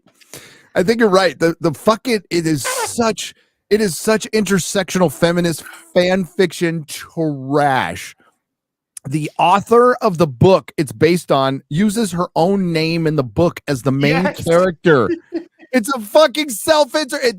Hollywood spent, and it's $200 million was the budget for this movie. $200 million, not counting marketing. So for let's try and be fucking 100 million. At least, more likely, at least 500 to 550 million to break even. And it's not even gonna sniff that. And it did 18 million on its opening Friday? Opening weekend, I believe. I don't know. 18 million the whole weekend. It was I didn't pay attention. I was in Florida. I was at Universal. It was an 8:00 show. There was 4 of us in this giant theater, and the 2 people behind us left halfway through the movie because Henry Cavill's in it for It did 17.5. Henry Cavill's in it for 7 minutes. He's in it for 7 minutes. Are they a good 7 minutes? No, they're not. It's gonna be lucky to break 120 worldwide. Because Henry Cavill's character in the book is actually the author who after an injury forgets that she's the super spy, and by the end all the roles were reversed, and Sam Rockwell is basically a Mansell in distress, and she saves everybody by skating over oil, that's CG, and shooting people to a pop song. And they tried to make it like Kingsman. They like Matthew. He even connects it to the fucking universe at the end. And I'm like, his eggs turn up or something. I don't know if Matthew Vaughn was about to get Me Too'd. I don't know like what made him do this. I think he's a great director. This is his worst film. It's fucking terrible. And the CG is terrible. The directing is terrible. The pacing is terrible. The acting is terrible. The story is dog shit. Absolutely. Who in the fuck thought this was a good fucking book? See, this is like, we're going to look back on 2016 to 2019 and be just like, everybody was on crack. Like how could any of this shit be considered good? Like, well, but the bad kind of crack, I guess. Because the bad kind of crack, like at least with schlock cinema that like read on the media covers and stuff, there's passion there. There's something to like. There's something charming about it. Like, this isn't even charming. It's like, this is just fucking bad. And it is the worst movie I've seen in years. Like, it was a struggle to fucking, it was my struggle to sit there and sit through it and not walk out. It is, and Chris warned me, he's like, you're going to hate this. I'm like, no, dude, I was looking forward to this movie, because of Matthew Vaughn's name. Kingsman's such a great movie. Kingsman's a fucking all-timer. And who, by the way, Gary Mauler, let's try you. What? Who's Kingsman written by? Oh, Mark Millar. Correct. Well done. Well done. Mark Millar. Good guy. Very good guy. Very good guy. Everybody gets a stinker. Like every, like Spielberg, did 1941, which I like, but everybody hates. Every director has a stinker, but this one was like, it was kind of astounding to watch. Like somebody actually adapted fan fiction, like because it is fan fiction. That's all it is. It's a giant self-insert, and it's just really difficult to buy a very thick Bryce Dallas Howard as an action star. Call me crazy, call me nuts. I love 1941, by the way. I love it, but it was critically panned at the time and did not do well at the box office. But I like it. So yeah, it's a shitty movie, and it did. Yeah, what did it do at the box office? Chat said 17.5 million. 17.5 million over the weekend, and that's the Thursday, Friday, Saturday, Sunday, and the international is just the same. So it's 34 million worldwide.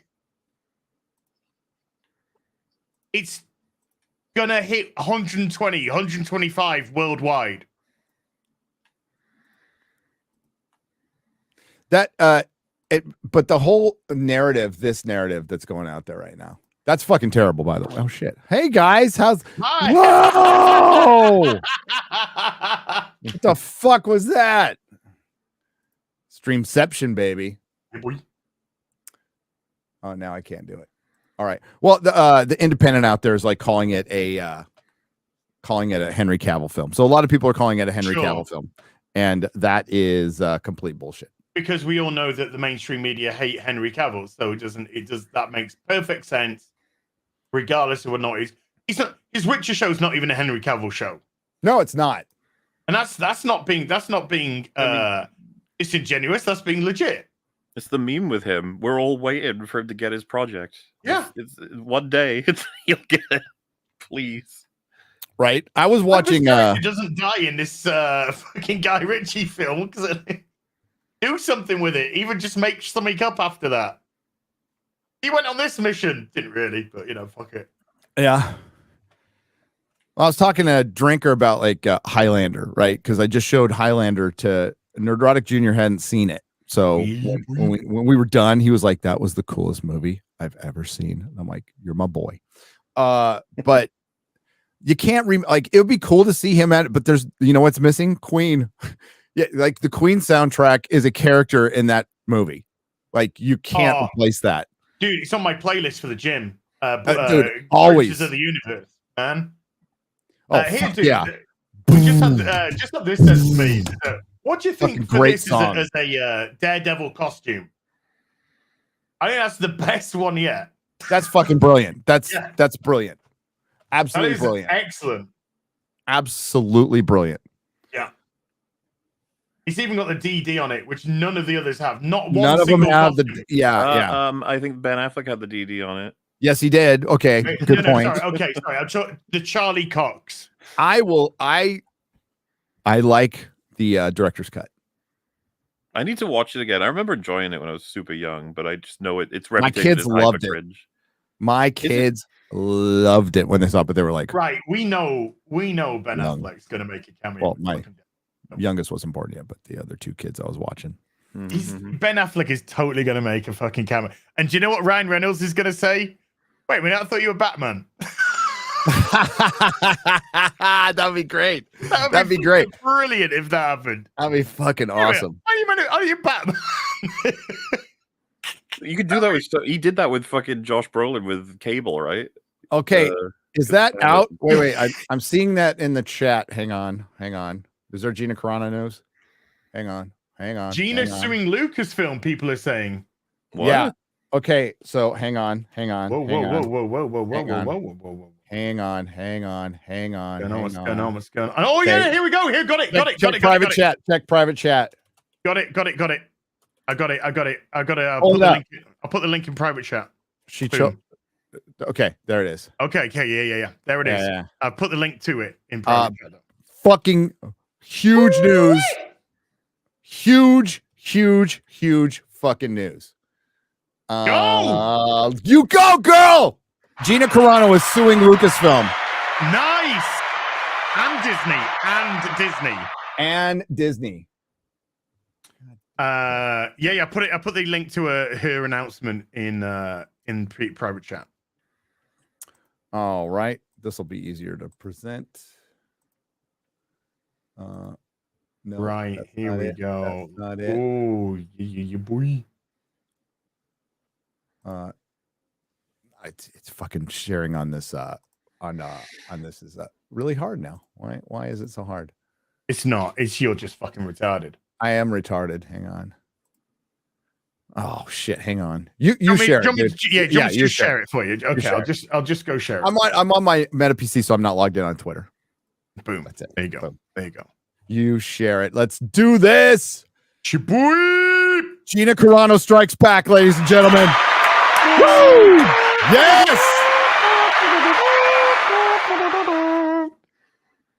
Yes. Yes. And by the way, enlarge it for you, Gary.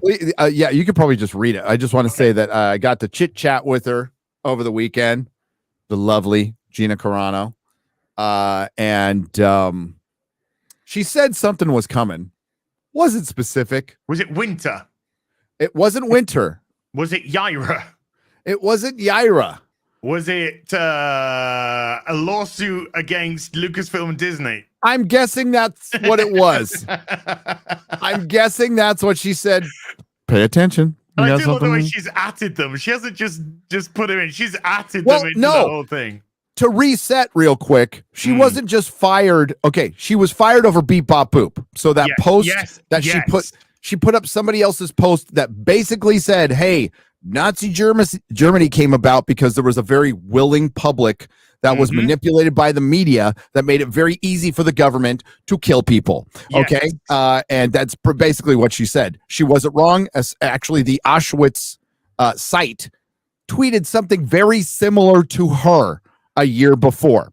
She was fired for Beep Bop Boop, making fun of the pronouns. You know, the thing that Pedro Pascal bent over like a bitch for. He is a bitch. He is a bitch.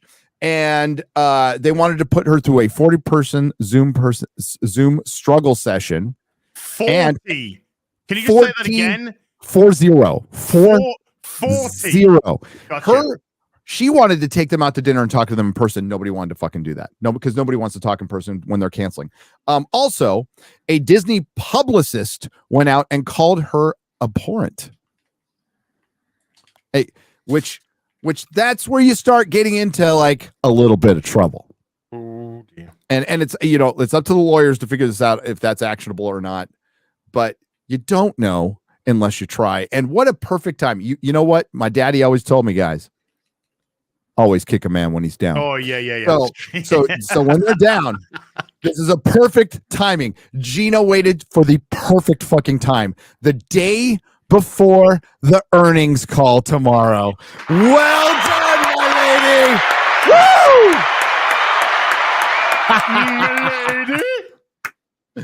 Oh, shit. All right, read it as. You read it with your lovely New Zealand accent. Today is an important day for me. Today's an important day for me. I am filing a lawsuit against at Lucasfilm and at Disney.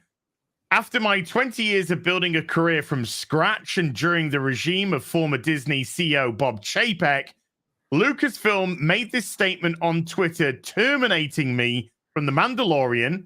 Quote, Gina Carano is not currently employed by Lucasfilm, and there are no plans for her to be in the future.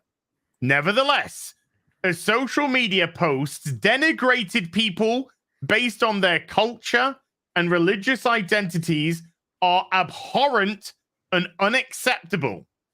End quote. Nothing could be further from the truth. The truth is, I was being hunted down from everything I posted to every post I liked because I was not in line with the acceptable narrative of the time. My words were consistently twisted to demonize and dehumanize me as an alt-right-wing extremist.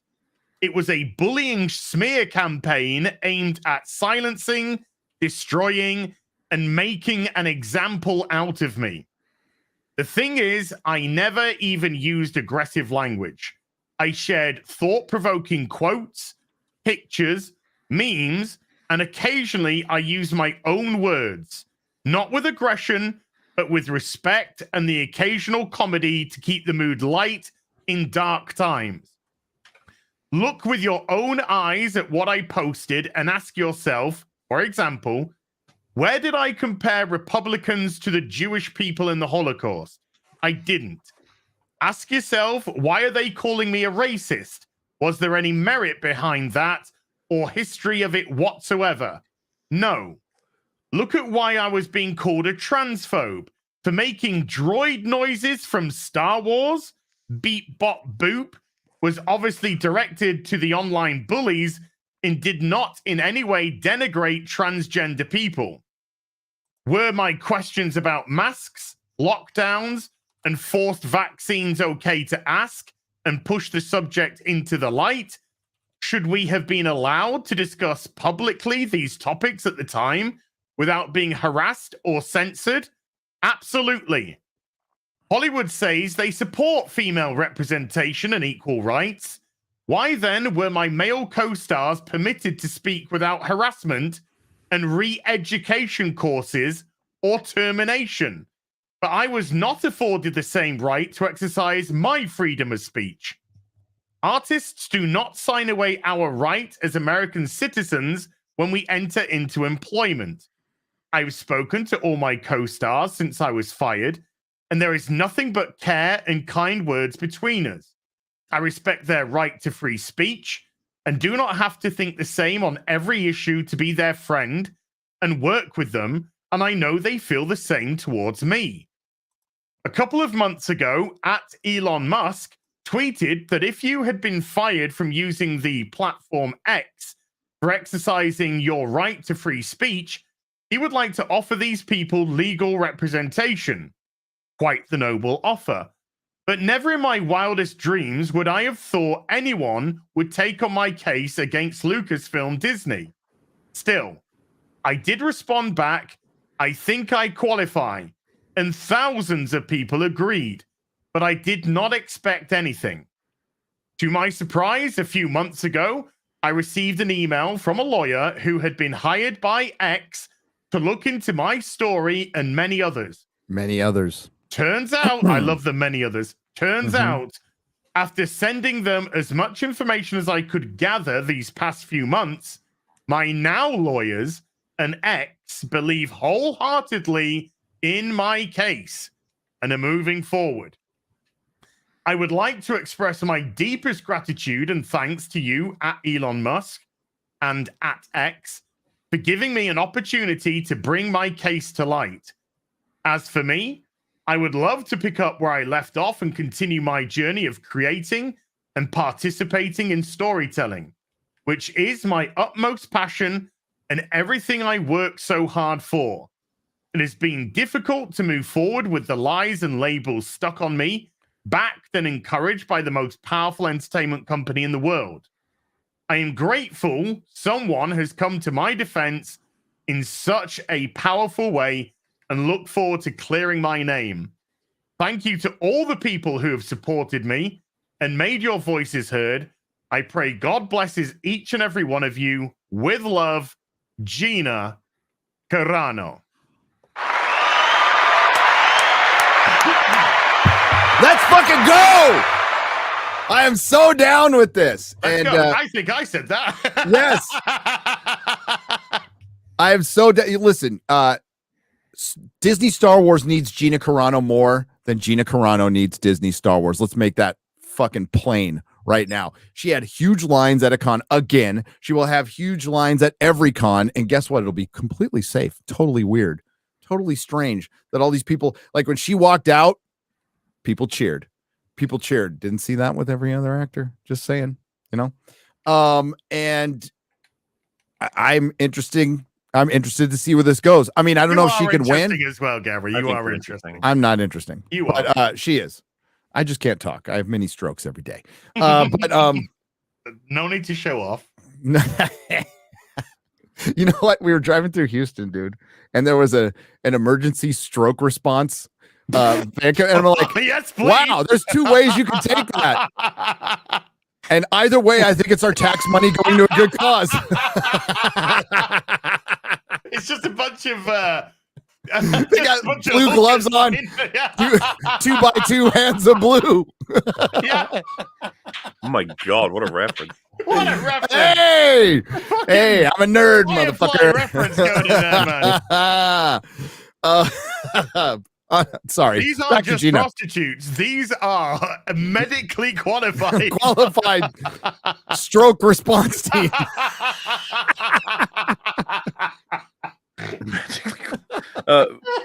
Seeing this, by the way, my first thought was like, well, she's gonna need a lot of support to take on them as a juggernaut. But I guess if she has Twitter and Elon, that's what I was thinking. And he already hates Disney right now, right? Yeah. And the timing of this is that's not an accident. Okay. That is not an accident. Disney needs Disney. Hi, Bob. Disney tomorrow is going to put on a big show, and that's what these fucking earning calls are. They're a big, pretty lie. That's all they are. For investors who don't pay attention. Unfortunately for Disney, the investors are starting to pay attention now. And this is a black eye that they don't need. They had a year of failures.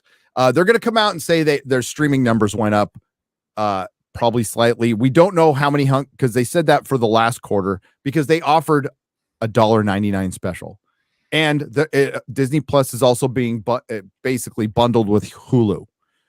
And you're almost forced, if you have Hulu, you have to try really hard just to get Hulu, by the way. You're almost forced to get ESPN and Disney Plus with it. And they're going to count that. They're doing a lot of lying. But Disney Plus is a failed streaming service. Yes. Disney Star Wars is the numbers say so. Yes. They've lost Lion did $3 billion last year collectively on streaming. Disney Star Wars is a failed brand. Disney Marvel is now a failed brand. Right. Is now a failed brand. Pixar, failed brand. Disney, massively damaged brand. Lucasfilm is a joke. Mm-hmm. Lucasfilm is a joke. It's run by a grandma who has no idea what the fuck she's doing, like at all. They've killed all their IPs now. They have none left, right? They have none left. None. It's all been burnt to the ground. Good job. Good job. So I think, if anything, I mean, she's gonna. It's nice to see that cancel culture is dying. It's long overdue for cancel culture to die. Was it Shane Gillis was on Saturday Night Live.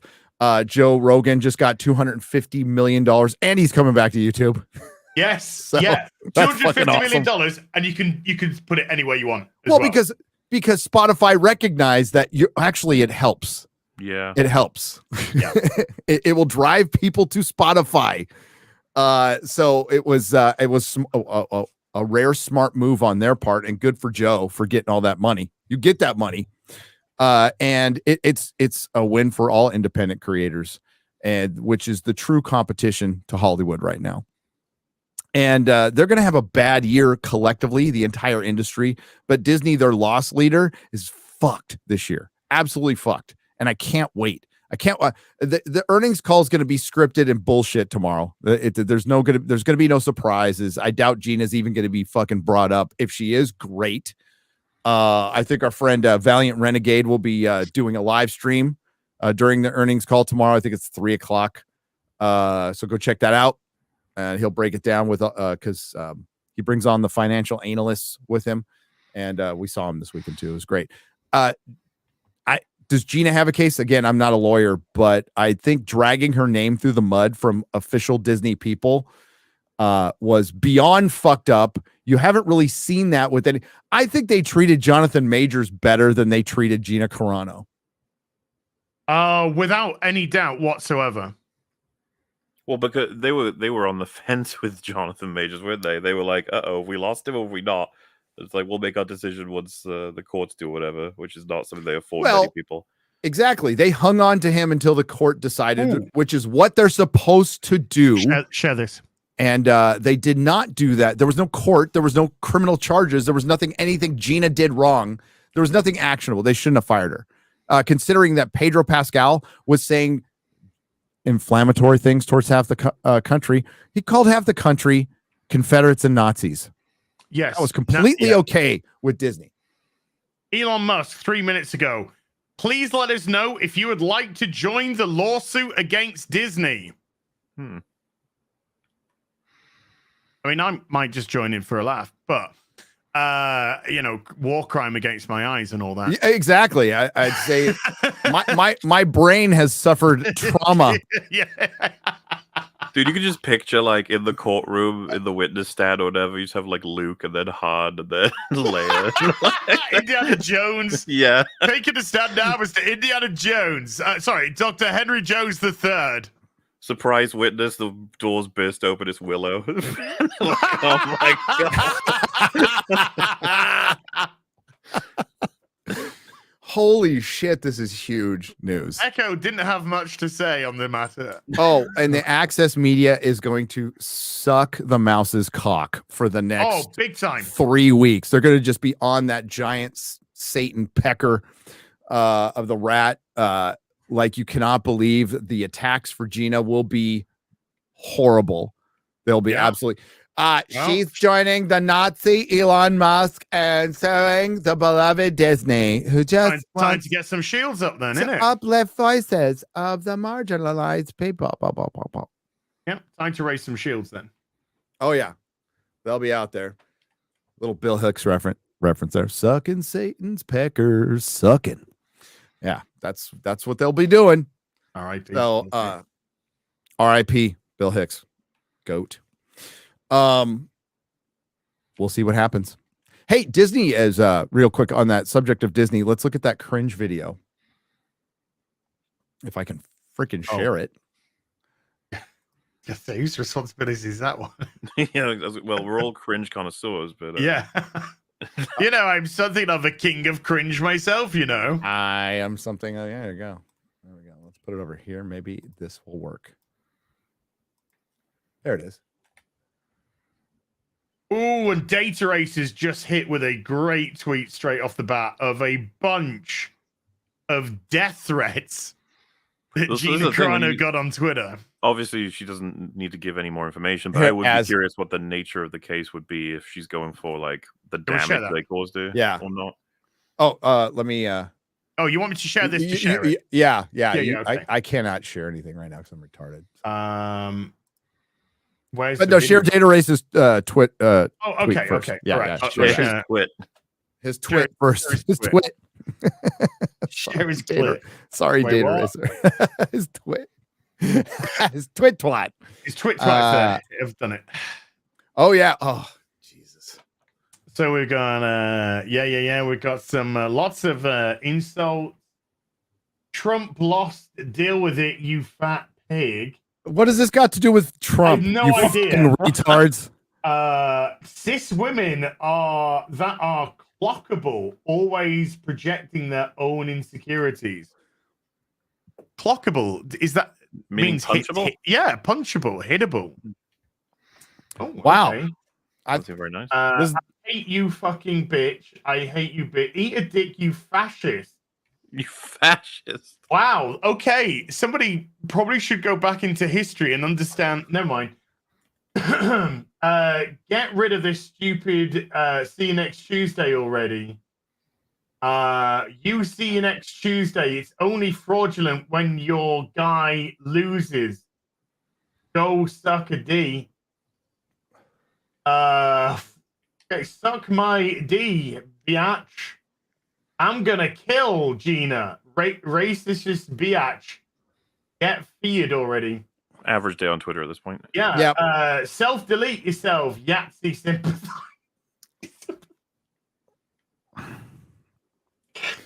Okay. Gina Carano choke challenge. Oof.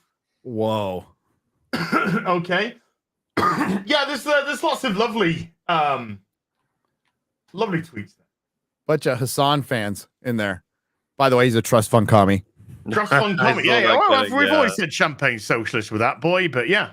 Apparently his dad's a billionaire. Billionaire. There was a tweet where he was shitting on King Charles, and then Destiny quote tweeted saying before he gets announced as fucking royalty, Hassan, like he probably is as well. Somebody royal bloodline. Sargon tweeted it, and I tweeted, "Oh yeah, trust fund commie." Yeah, and then somebody responded to me, "Hey, it's not good to make fun of people with," because it was about King Charles, and somebody said it's not fun to make fun of people with cancer. And I'm like, I got that reference. I got that reference. Hassan is cancer, though. Yes, he is just the manifestation of cancer. Yep. Do you guys know that he asked certain like website moderators to stop making fun of him for losing viewers? Well, no. I mean, when Sam Hyde called him out in the boxing ring, I've never seen a guy thousands of miles away or hundreds of miles away nearly burst into tears. One of the greatest moments on the internet ever. Funny as fuck. If Hassan had played into the meme, it's if so he just good. played into it, it would have been cool. But no, he's like, it's horrifying. Like, what? Could you? There's a subreddit that's really popular that shares like clips from all streams, and Hassan asked the moderators to not allow his clips to be on there anymore because he doesn't like being made fun of for losing viewers. Okay, I got the video. You got the video? I'm surprised you guys have such a muted reaction. I would have thought you'd be more interested. No, in the fact sorry. Like asking your mods to do that is they're not his mods. They're mods of that. Oh, they're not his. Okay, I was not understanding that. Sorry. Well, muted reaction because I'm just not remotely surprised. The guy has got the spine of a fucking jellyfish. He's an absolute piece of fucking human effluent. I mean, somebody walked up to him when he was eating lunch and he thought his life was threatened. Remember that? Like the guy was just, I think he was a fan or something, and he's like, "Hey, Hassan's here." He's like, "We gotta get out of here right now." It's like, dude, fucking get over But like, it's one thing to try and control what people are allowed to say about you, but the reasoning being that he feels insecure about the fact that his viewership's going down is like, you're such he's gonna have to get over it, isn't he? Well, I mean, the guy said America deserves 9/11. Yeah, this will be a controversial take. The world will literally be a better place the day that he's not on the planet. Oh, I'm fine with him staying. I just wish people would stop seeing value in the content because there isn't any. But hey, humans. Look, as we keep saying, the universe is indifferent to all of us. What happened to Ethan Klein? Well, that show he had with Hassan is gone now. It got blown up by that whole issue. The leftovers. Yeah, it's done. There's no because, leftovers. You can because actually Hassan's see audience wanted to kill Ethan for being Jewish. Dude, he was. How much do you guys know about that? Hassan's fans made a full-on animation of Ela Klein killing children. Like, it was like well produced. And the thing is, he's if got you look good at money. the whole, like, no necessarily Probably produced by him. Yeah, I think a lot of people don't even know about this. Like, the video is fucking insane. I saw it. I was like, damn, that's a whole new level of. Wait. So we're talking. What's it? You okay? Yeah. All right. Sacha Baron Cohen. Yagshamash. Borat Borat the movie when he goes to stay with the Jews. Yeah. We're talking like full on that sort of insanity. Well, the thing about it is, like, it's Israel Palestine, so you guys know it's fucking an incredibly heated topic. Everybody, it's a little bit like Celtic versus Rangers. Yeah, one could say the scorchingest topic ever, and of course that's what if anything was going to destroy anything, it's like, well, it's that podcast is not going to survive that if they sit on either side. But fundamentally, like, if you check out the clips, like, it seems to be all Ethan wanted was Hassan to show any kind of emotional investment in Ethan. He just wanted him to recognize, like, that he'd been tormented by his fans. He wanted him to say, like, oh, you know, that sucks and it's horrible. But instead, he kept saying, like, if you keep saying what you're saying, you should expect nothing less than everybody to basically compare you to, like, the worst human beings on earth. This is like, okay, bro, thanks, I guess. Thanks, pal. And, like I said, I'm not in the mood to defend anything about Ethan Klein necessarily, right? Like, he's got all kinds of things. No, Ethan's a piece of shit as well. They're both pieces of shit, but yeah, okay. But, like, watching clips of him, like, on the verge of tears, looking at thousands of people in his own fan base, right, ripping into him for being the worst human being on earth, and then just asking Hassan for help, and Hassan's like, nah. It's like, damn, dude. I mean, I understand. I would love to have empathy, but Ethan's a piece of shit as well. So I would rather use that empathy for somebody actually worthy of it. I think that we want to have like a Robert Meyer Burnett, old Shado. They can have my empathy all day because they're lovely. Oh, sure, yeah. Well, you're talking about fucking. What I'm trying to highlight is, like, there are tiers here, and Hassan is basically bottom rung. You know, he's Hassan's probably sociopathic, dude. Yes. Well, yeah. What I'm getting at is that Ethan is, like, at least he had the basic thing of, like, trying to maintain friendships, which we could have some level of understanding for. Yeah.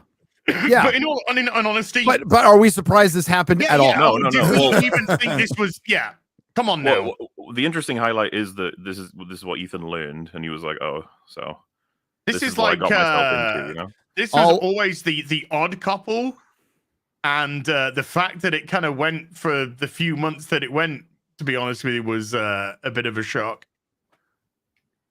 Sorry, but Chris Gore, are you out there? Respond in the chat if you want me, because I can. He just messaged me about something. I can help you. I can talk about it right now if it's okay to talk about, Chris. But yeah, their show, couldn't continue after that because why the fuck would it, right? And what was funny is I've seen people say this, and it's so true. That was Hassan should have done everything he could have to hang on to that because H3 was like his direct line to the mainstream, and he killed it. Like, he shut it off himself because he's way too stubborn. And it's just like, yeah, it's killing his channel. There's so many more clips and awareness of it, and good God, it's long overdue. Like, we've known Hassan to be a complete piece of shit that doesn't care about anybody but himself. Yeah, steals content, has like the worst takes, has no research, is entirely biased, practically a fucking useful idiot for like other countries without even realizing it. Yes, and you have all of this. All those videos have been made that are viral, and he's finally feeling the pain of it. From what I'm getting. Oh wow. Too bad, so sad. Yeah. Hey, we got a video from Disney telling their so Nelson Peltz is like, this is super businessy stuff that I usually don't do, but there's a proxy war. Nelson Peltz has a lot of stock and wants to take over. Disney is so fucking scared of this, and I guess you can do this. It's telling the shareholders how to vote with a duck. With I forgot the duck's name. Donald? No, the Austrian duck. Von. Oh, not Donald. No, the Nazi duck, basically. Hitler. Yes. Okay. So hit play. If you want me to pause, just ask. I will. Thank you, sir. We are EFAPing the shit out of this. I really hate the blackness of the screen. Whoa. Well, this was made by Sweet Baby Inc. Okay. So, This used to be a white screen.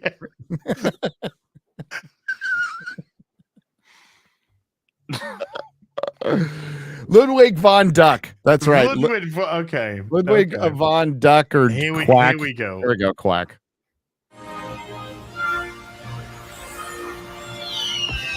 Welcome, shareholders. Friends, relatives, and esteemed chairman, you're probably wondering what we're all doing here today. Now, let's begin. Whoa, Professor Ludwig von Drake. Slow down there. Drake. Ludwig von Drake, the German duck, is going to tell you how to vote for to fight the Proxy war. 9! We would not let Nelson Peltz take over. 9!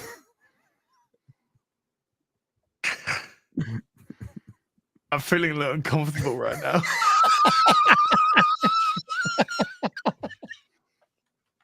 And also a little aroused.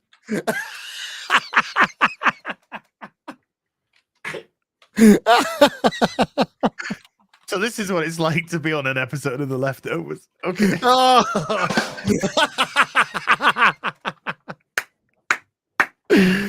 On April 3rd, the Walt Disney Company will be hosting its annual meeting of shareholders, and we need you to all vote for your board. Over the coming weeks, you'll be receiving your voting materials relating to the white proxy card. You may see them even soon. Why is the proxy card got to be white? Clearly, they haven't hired Sweet Baby Inc. Where does this get released? Like, This is on their website. This is from the Disney website directly to their stockholders in preparation for this vote. And again, they're doing their quarterly report call tomorrow. Wait, this isn't satire. This is not satire. This is a real it plays off like a meme. This was fucking satire. No, this is from the Walt Disney Company. This is from, I'm sorry if I didn't set that up properly. This is from the Walt Disney Company. This is not a joke. Legion of Memers didn't throw this together. Perry Chan didn't throw this together. This is Disney. High quality memes from Disney there. I honestly thought this was a fucking piece of satire. No. Hit it again. Hit play. If you had consented to receiving them by email, so keep a watch on your inbox. Professor Ludwig, why don't you tell our shareholders how they can vote? Yes. Today we're going to use the Van Drake method. Professor Ludwig, they don't vote using those kinds of cards. Voting is easy. You can vote electronically or by good old-fashioned mail. Note that if you type in the website address, you'll be asked to provide the control number shown on the white proxy card, so be sure to have it handy. If you access the website using the QR code on the Why are they saying? Why do they keep going white? I don't know. There's going to be a 3 a.m. ballot dump, by the way. Yeah, it's gonna go like that, and they go beat Nelson Pound. Totally legit. Every single one of the electronic votes was actually for for us. Never mind. People. When do we get to know? Sounds like when we get to know like the result of this? April. I think so. Yeah. Good question. That's a very good question that I do not know the answer to.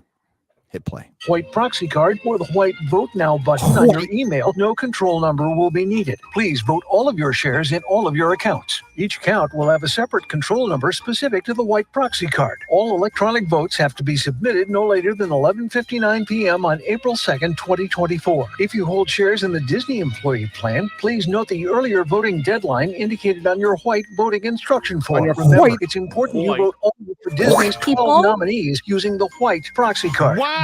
Wow. Yes. Go back. Wow. Go back. Yeah. Hit that part. Do not vote for the Trian Group or Blackwell. Yeah. They straight up said, do not vote for these people. It's important you vote only for Disney's 12 I'm confused. Why is it on there if you're not allowed to vote for it? Well, no, you are allowed to vote for it, but they're saying don't. Okay. Don't vote us out. Don't vote us out. Yeah. Please. I, honest to God, thought that this video was from Nelson Peltz. No. It might as well be. At this point, it might as well be. Like, this is how this shit works. This is why so many things are so fucking retarded out there. Because there's a bunch of people with 401ks who know shit about shit. Sorry. And they're like, okay, I'll just do what they said. I thought I said Christian Harloff for a minute there. Busting his ass, He's been man. busting his ass as a fucking Disney shareholder for 5 years. I honestly thought this was an Nelson Peltz video. Taking the piss out the board. No, it would be fun. You can interpret it that way because they took the piss out of themselves. They say it again. Him a favor. Yeah, dude. I don't know who put this out, but it really it does track for Disney, to be honest with you. Nominees using the white proxy card. Do not vote for the Trian Group or Blackwell's nominees. Voting this year is critical, no matter how many or how few shares you may own. Professor Ludwig, what should the shareholders do with their blue and green proxy cards? Yes. Oh, he's on the phone. I do not need the standard warranty. Well, shareholders may simply discard them. Please do not use the blue or green. Do not use the Trian Group cards or the Blackwell cards. Throw them away. This is unbelievable, dude. This is insane. Insane. Proxy cards. Difficult question for the professor? Thank you, Professor. I think our shareholders are now well informed on how to vote for their board. Remember, it's important you vote only for Disney's 12 nominees using the white proxy card. Do not vote for the Trian Group or Blackwell's nominees. We thank you for supporting Disney. If you have any questions about voting your shares, nice ADR. We thank you for supporting Disney. Disney. Nice. Comply. That Comply. just slid in perfectly. card. Do not vote for the Trian Group or Blackwell's nominees. We thank you for supporting Disney. Did you have a fucking stroke doing that? I think so. Towards the end. Was he recording at 0.75 speed? Good God. What the fuck? If you have any questions about voting your shares, please call our proxy solicitor, Innisfree M&A Incorporated. From Professor Ludwig von Drake and I, thank you and goodbye. Fucking Hitler says cheers. Got it. How dare they show Walt Disney? I know. Well, thankfully, he's going to rise out of his grave, put his head back on from the cryogenic chamber, and just fucking just prison rape Bob Iger. That's what he would do.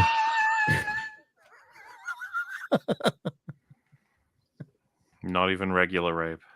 Not even regular rape. He's kind of a prolapse anus. Oh, wow. That is insanity. I honestly swear, hand on fucking heart. I thought that was from Nelson Peltz. When I saw that this morning, I could not fucking believe it. I'm like, wow. Unbelievable. That's not subtle at all. No.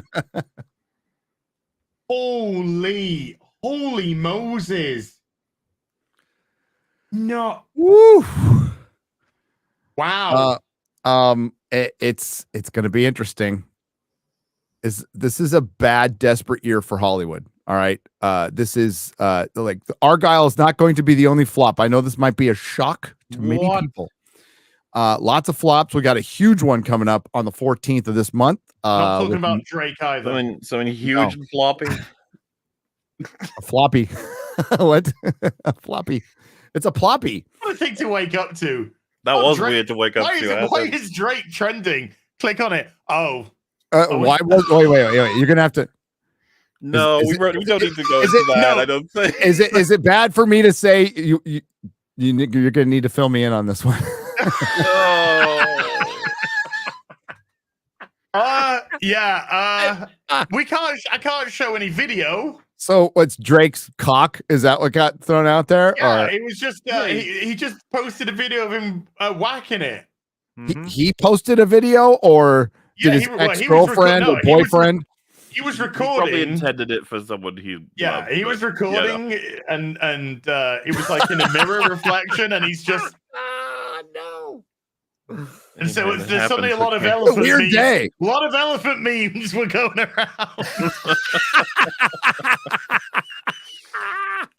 I felt very intimidated.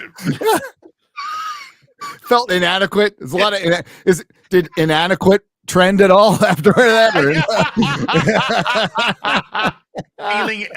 Feeling inadequate trending. Oh. So, my God. So that's not a new song then. Oh well. Yeah. Hi. Hi. What a day. All right. See you next week. Yeah. Lots of breaking news. Lots of breaking news. We're gonna get the soups now.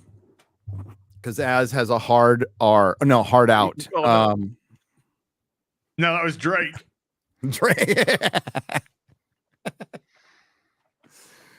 Oh, we didn't get to George. Real quick.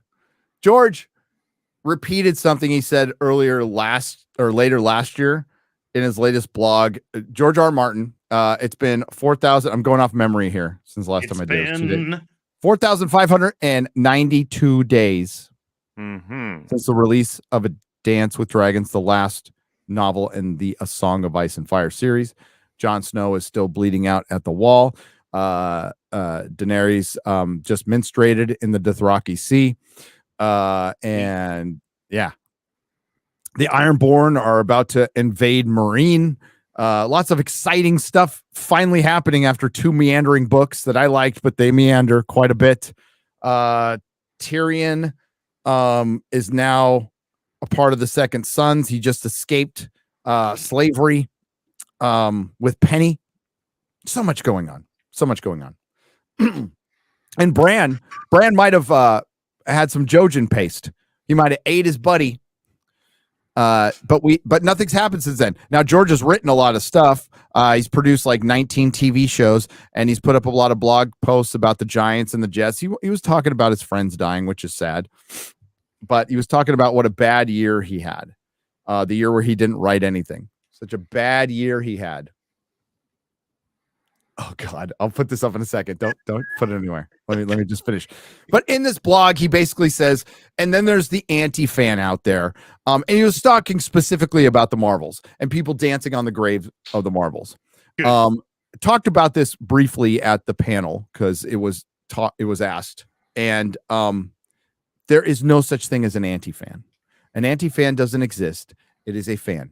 Fans have always been the most welcoming bunch, to be honest with you. If you want to come into a fandom and learn about it and like, hey, I really love this stuff, I'm curious about it, dude, fans will be your best friend. They will give you anime recommendations, fantasy recommendations, pulp, comic book recommendations. That's what fans do. We want to share what we love. But we also will call out stuff when it fucking sucks. We've always done that, always will, from fucking day one. That's what fandom is. But it's what the recent thing that has happened, it's become politically divisive from the creators and the giant corporations they work for.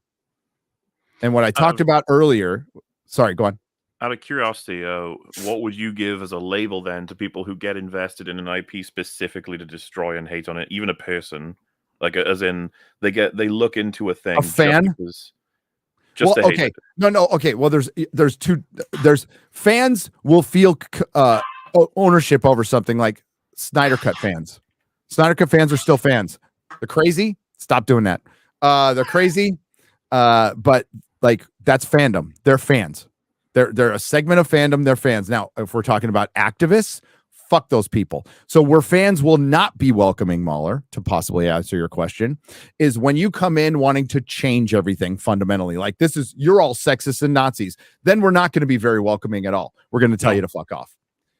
You want to be a part of it? Cool. You want to come in and fundamentally change it for your activism or whatever personal hangups you have and then fucking leave like most posers and tourists do? Fuck off.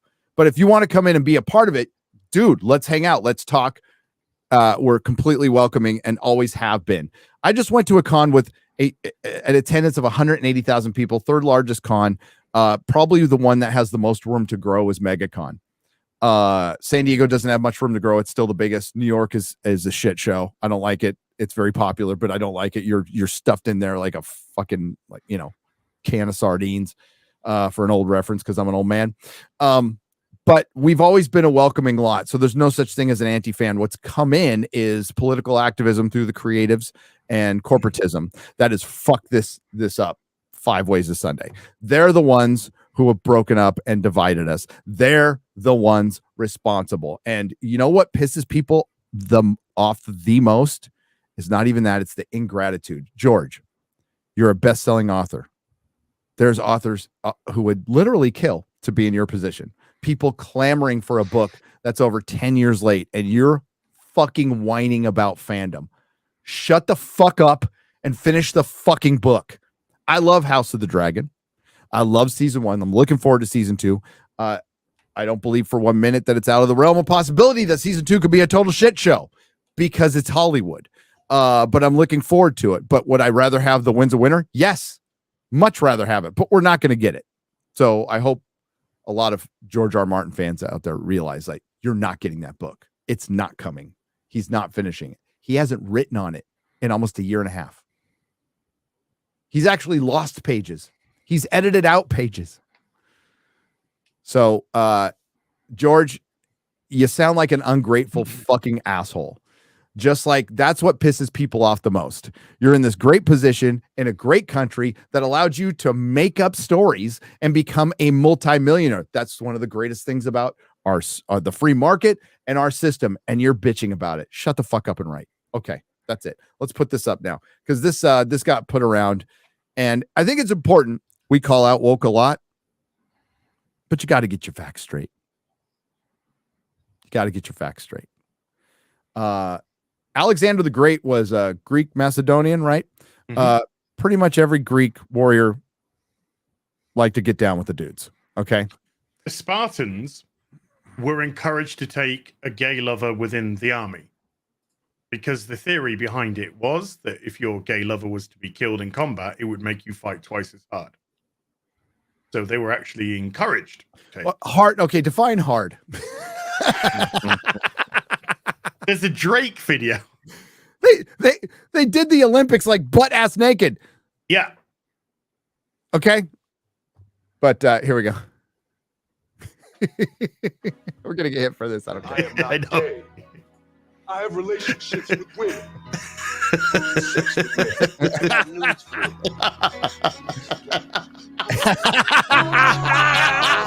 Whoa.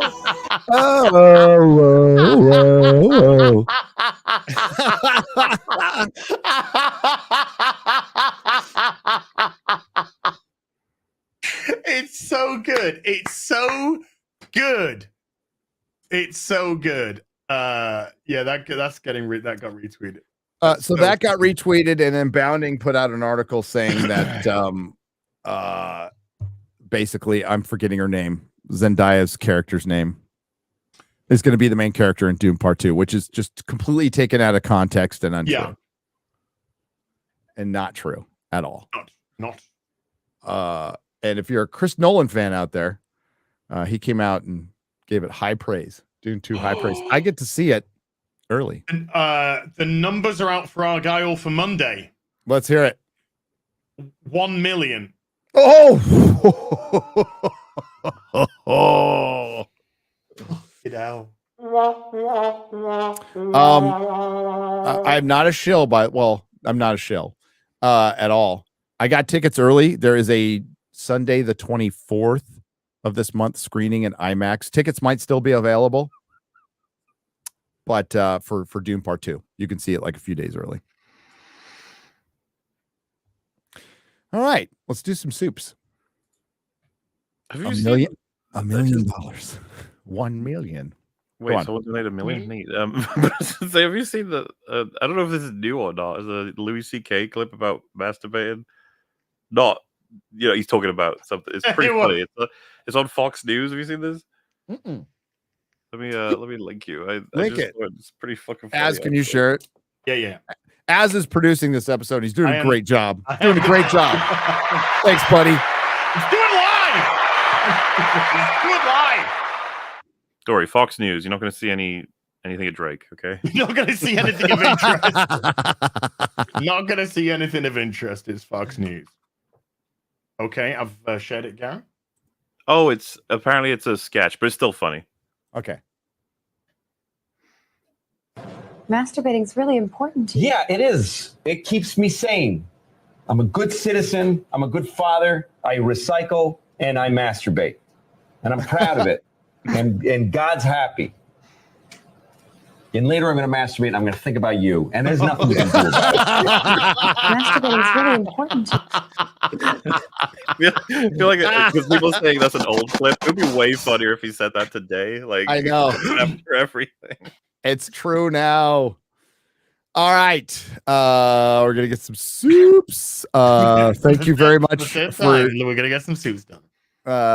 Thank you for joining us. First real BBC back on this channel. And it's still here next week as well. And it's still here next week as well. Well, I obviously have a video to make.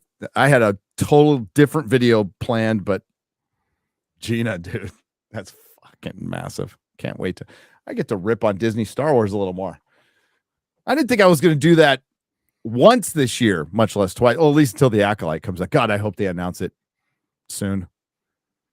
Bring on the Alkalite. Yes. Alkalite. Alcoholic Light. A show from Harvey Weinstein's personal assistant, Judas Cow. Yes, you can. Whatever you want to do. Go ahead. I heard he played through Gollum and still has a YouTube channel. God. Yes. It's great. I love it. It's great. Sorry, that was producer privilege there. My apologies. I am X-ray girlless, so this is it's gonna be a shit show. From No Zaku Boy for $50 on the Streamlabs side. No evil or bust escapes the peerless sight of Peeping Tom. A hurricane of heists swiftly whirls through the city, committed seemingly for sheer pleasure. Leaving the law turned around in a vortex of terror, can Tom brave the storm of the Titty Twister? Oh my lord. One can only hope. From the infamous El Guapo for $45. First timer. First timer here, and it's my birthday. Happy birthday. So here's $45 for my 45th year alive. Oh, welcome to midlife crisis. Have fun. Yeah, following you for years now, and I always have something to say, but haven't found the words. But just wanted to say thanks for giving us a voice out here. Hail. You guys gave yourself a voice. Gave yourself a voice. Thank you. We're just idiots. I mean, Az and I are clearly bigger idiots than Mahler, but we're idiots. And we thank you for supporting us, and it was great seeing you. As you said that. Okay, go ahead. Fuck you up. That's right. Prison rape. No. Duke Devil. As long as Bob's holding my hand, it'll be fine. Duke Devil, 95 for $25. Still don't know why, or $25. I still don't know why YouTube uses my real name for tips. Oh, your real name's Duke Devil? And gifts, regardless. Megacon was great. What a turnout by the fellowship. If you have a chance to go to a meetup, do it. Meeting the FNT G&G guys is great, but so is meeting the fellowship. Vegas next. Oh, I got to announce Vegas. Sorry, guys. Give me just a minute. I have no graphics to go along with this, but we'll just announce Vegas. I need to look at a calendar. Hang on. All right. Here's the Vegas meetup information.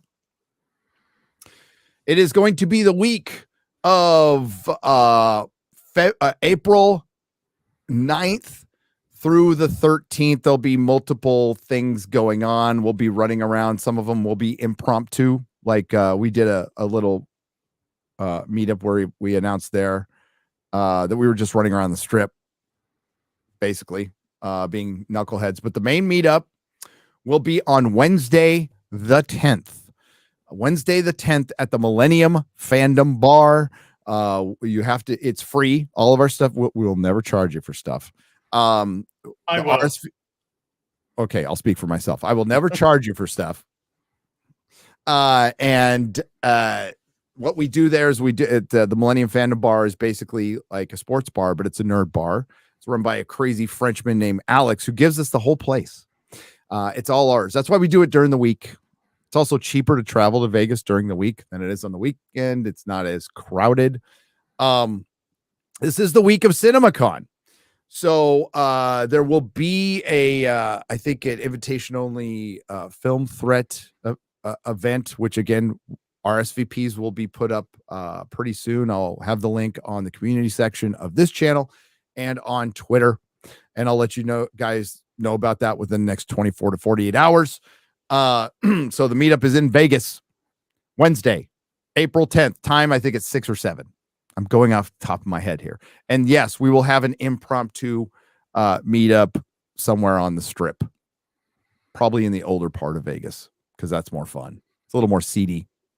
There's chicks with boobs hanging out and stuff. So I don't know, might not want to bring the kiddies.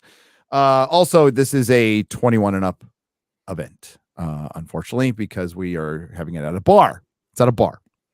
There'll be lots of fun and festivities to be had. We just had a pretty good meetup. The meetup itself at Orlando, damn near equaled what we had in the UK. Now, like the UK was crazy, and you had to be there to understand that the bar kicked us out. They didn't want to stay any long. They were doing their best day ever, and they still kicked us out. And we continued the meetup. That we couldn't do it in front of the bar, so they made us go across the street, and we continued the meetup for another hour across the street in the middle of London. So that was fucking nuts. This damn near equaled it. Yeah, the UK is fucking great. So that was lots of fun. So we'll have more on. I'll have a graphic and everything by Friday Night Tights and all that stuff. So thanks. Sorry guys for sitting through that. All right. Josh Kelsey has dropped $19.99. Just walks away. That's what Josh does. He's a Chad. Viking Beach Bum says, Gary, cool seeing you and Drinker at Megacon. My Dr. Evil cosplay killed. You were great, by the way. Hope to see you guys next year. I hope to, we'll be there, and Az will be there, and maybe we can kidnap Mahler. We have to go to another dimension though, so it's a little more difficult, but not undoable. Yeah, there's like 2 flights, I think. 2 flights? It's there's changeover. Yeah. Pitland 44 for $20 says, hello, Gary and Az and Mahler. Saw Turf Nation attacking you and Drinker and Gore, and as a Hispanic man who has been called a wetback, which is bad. I have something important to say. Miles Morales is Miles Morales. God bless you, gentlemen. God bless you too. There's a cosplayer who came up, said, who am I? And I'm like, Miles Morales. And he's all, what is Miles Morales? And I said, Miles Morales. And we took a picture. He was totally down with it. Yeah. So, it was good. It was good at the freaking con. At the con. You know what? We need Miles Morales T-shirts. We're working on that. I don't know why we haven't done that sooner. So you can walk around a con and just piss people off. Trigger, it's great. That'd be fun. But it's a fact, though, Gary. It's a fact. It's a fact. Dr. Porkenheimer for $19.99. I've been super down on video games lately, so I dug up my 360 out and have been playing the OG Battlefront 2 and Battle for Middle-earth 2. Yeah. Hell yeah, reliving better days of escapism and fandom, genuinely having fun with old games. I'm playing my PS3 games and PS2 games. So picked up a couple of sealed PS1s, beautifully sealed. Oh, nice. Yeah, I know. I've got both of them unsealed over there, but I got the Fifth Element game. I think it's for PlayStation. I have all the PlayStations. I think it costs $200. It's hard to get. Damn. It's hard to get. Love the Fifth Element game, by the way. It's for PC, but I can't play it on PC, obviously. That's something we'll have to do someday, Gary. Play the Return of the King co-op. Let's do it. Let's do it. It is fun. That is a fun game. Gary, by the way, this is from Red Mage 13. Thank you. For $20 says, Gary, with what you mentioned at Megacon about localizers now exposed, Sega reportedly will lay off 61 employees in their QA and localization departments. Oh, wow. Well, if they're fundamentally changing stories to push an agenda, bye-bye. And you know what? It's a valuable life lesson. No jobs are privileges. You're not guaranteed anything. And if you fuck around, you find out. And maybe you'll learn something afterwards. And if you don't, oh well. Life's going to be tough. You okay, Az? You all right, buddy? Yeah, just watching something. Yeah. What are you watching, Az? You want to share it with the rest of us? Or? Is it the thing I sent you? Yeah. Yeah. Jesus. Anyway, super chats, yep. The Paladin Jock for $50. Hail, here's a super to help replenish Az's bubble wrap supply. Yeah. Sent from my new YouTube channel that you guys inspired. I love hearing that. Inspired me to start to shamelessly plug my video Confessions of a Toxic Fan per George R.R. Martin, but mainly I wanted to thank you. Cheers. Thank you. Good subject for a video. Really good subject for a video. Hint. Can you not show that? Is that something you just can't? No, say? I can. I just want to see it all the way through. Okay. Don't worry, class. The secret memes will become public memes in a second. Did you mean to super chat that twice, Paladin Jock? Or did it just show up twice? But thank you again. Thank you again.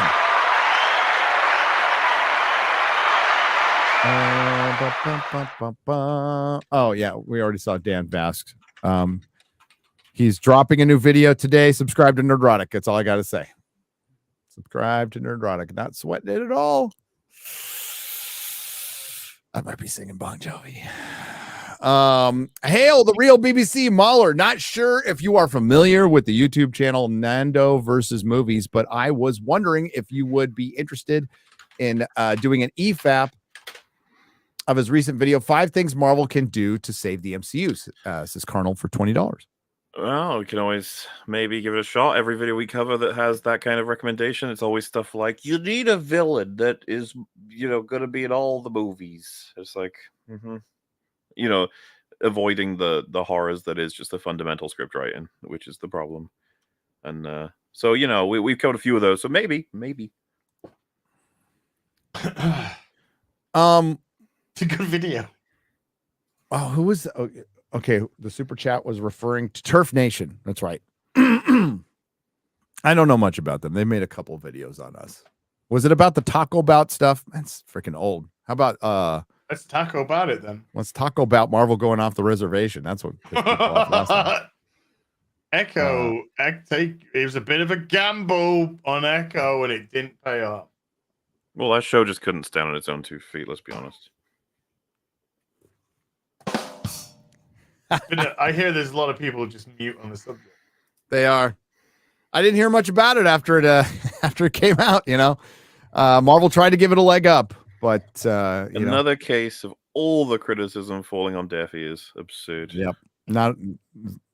No amount of fire water in the world will make it good. So the smoke signals are always there. They were there. Not enough to get you another video, guys. Yeah. I'm so mad that rather than remaster or release episodes of The Wonderful World of Disney with the Ludwig von Drake animation shorts, they're using Walt's legacy and ideas to push a cynical bullshit corporate war, says Cowibo for $19.99. You're right. And I think I described what Walt Disney wants to do. Peter Garambe, not to be confused with Harambe, for 20 Canadian pesos. All I'm hearing from the shills is leave the billion-dollar corporation alone. I know. Gina is suing Lucasfilm, just in case you didn't hear. I even changed the title of this live stream. Yeah, boy. Holy shit.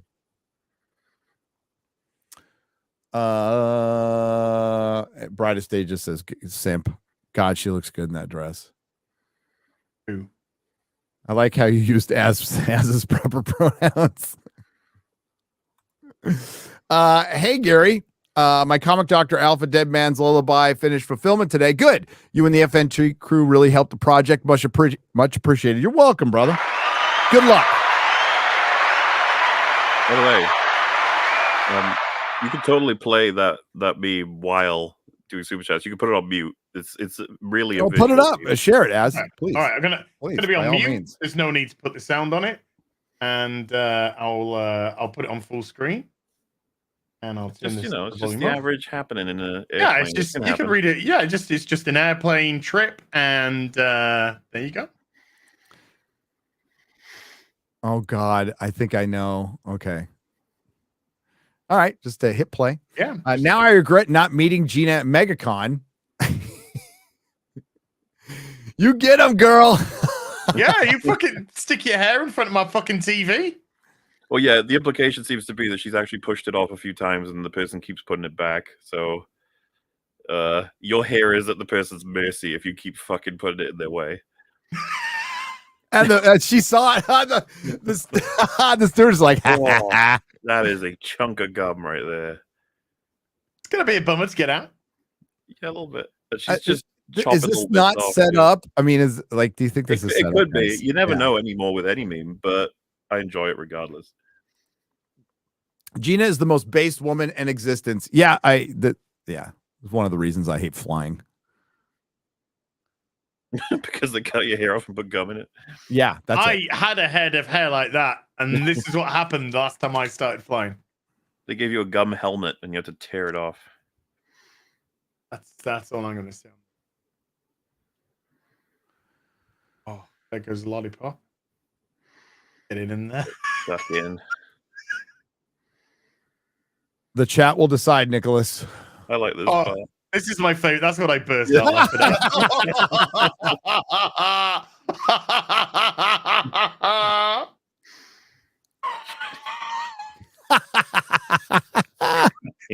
What are your all thoughts on Dune 2 so far? Also, thanks you all for inspiring me to start my own channel. Y'all encourage us, little guys. You're up and coming. You're not little guys. To be ourselves. Yes, be yourselves. Be a nerd. It's cool.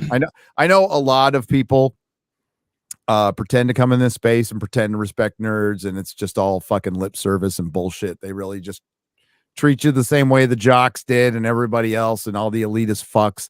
Fuck them all, by the way. Dune 2, I saw 10 minutes of Dune 2 after I watched Dune, the first Dune on IMAX, and it looks pretty fucking good. And the fact that they did that movie for $120 million. Just it shows Paul riding the sandworm. It's him riding the big sandworm. It's fucking amazing. And you got to see it in IMAX. You kind of do. Ray Cole of Dunwell for 5 British pounds, proper money. Lotus Eater's Suicide Squad kills your franchise. You've seen this at the timestamp 3130. It makes Sweet Baby look terrible. Well, as his video, I think does a good job. I did a video on Sweet Baby 3 months ago. Yep. Yes, he did. He was actually one of the first out there, if not the first. Lotus Eaters are great. We love Sargon. Go watch their videos too. Subscribe to them a lot. Make up accounts to subscribe to them. We love them.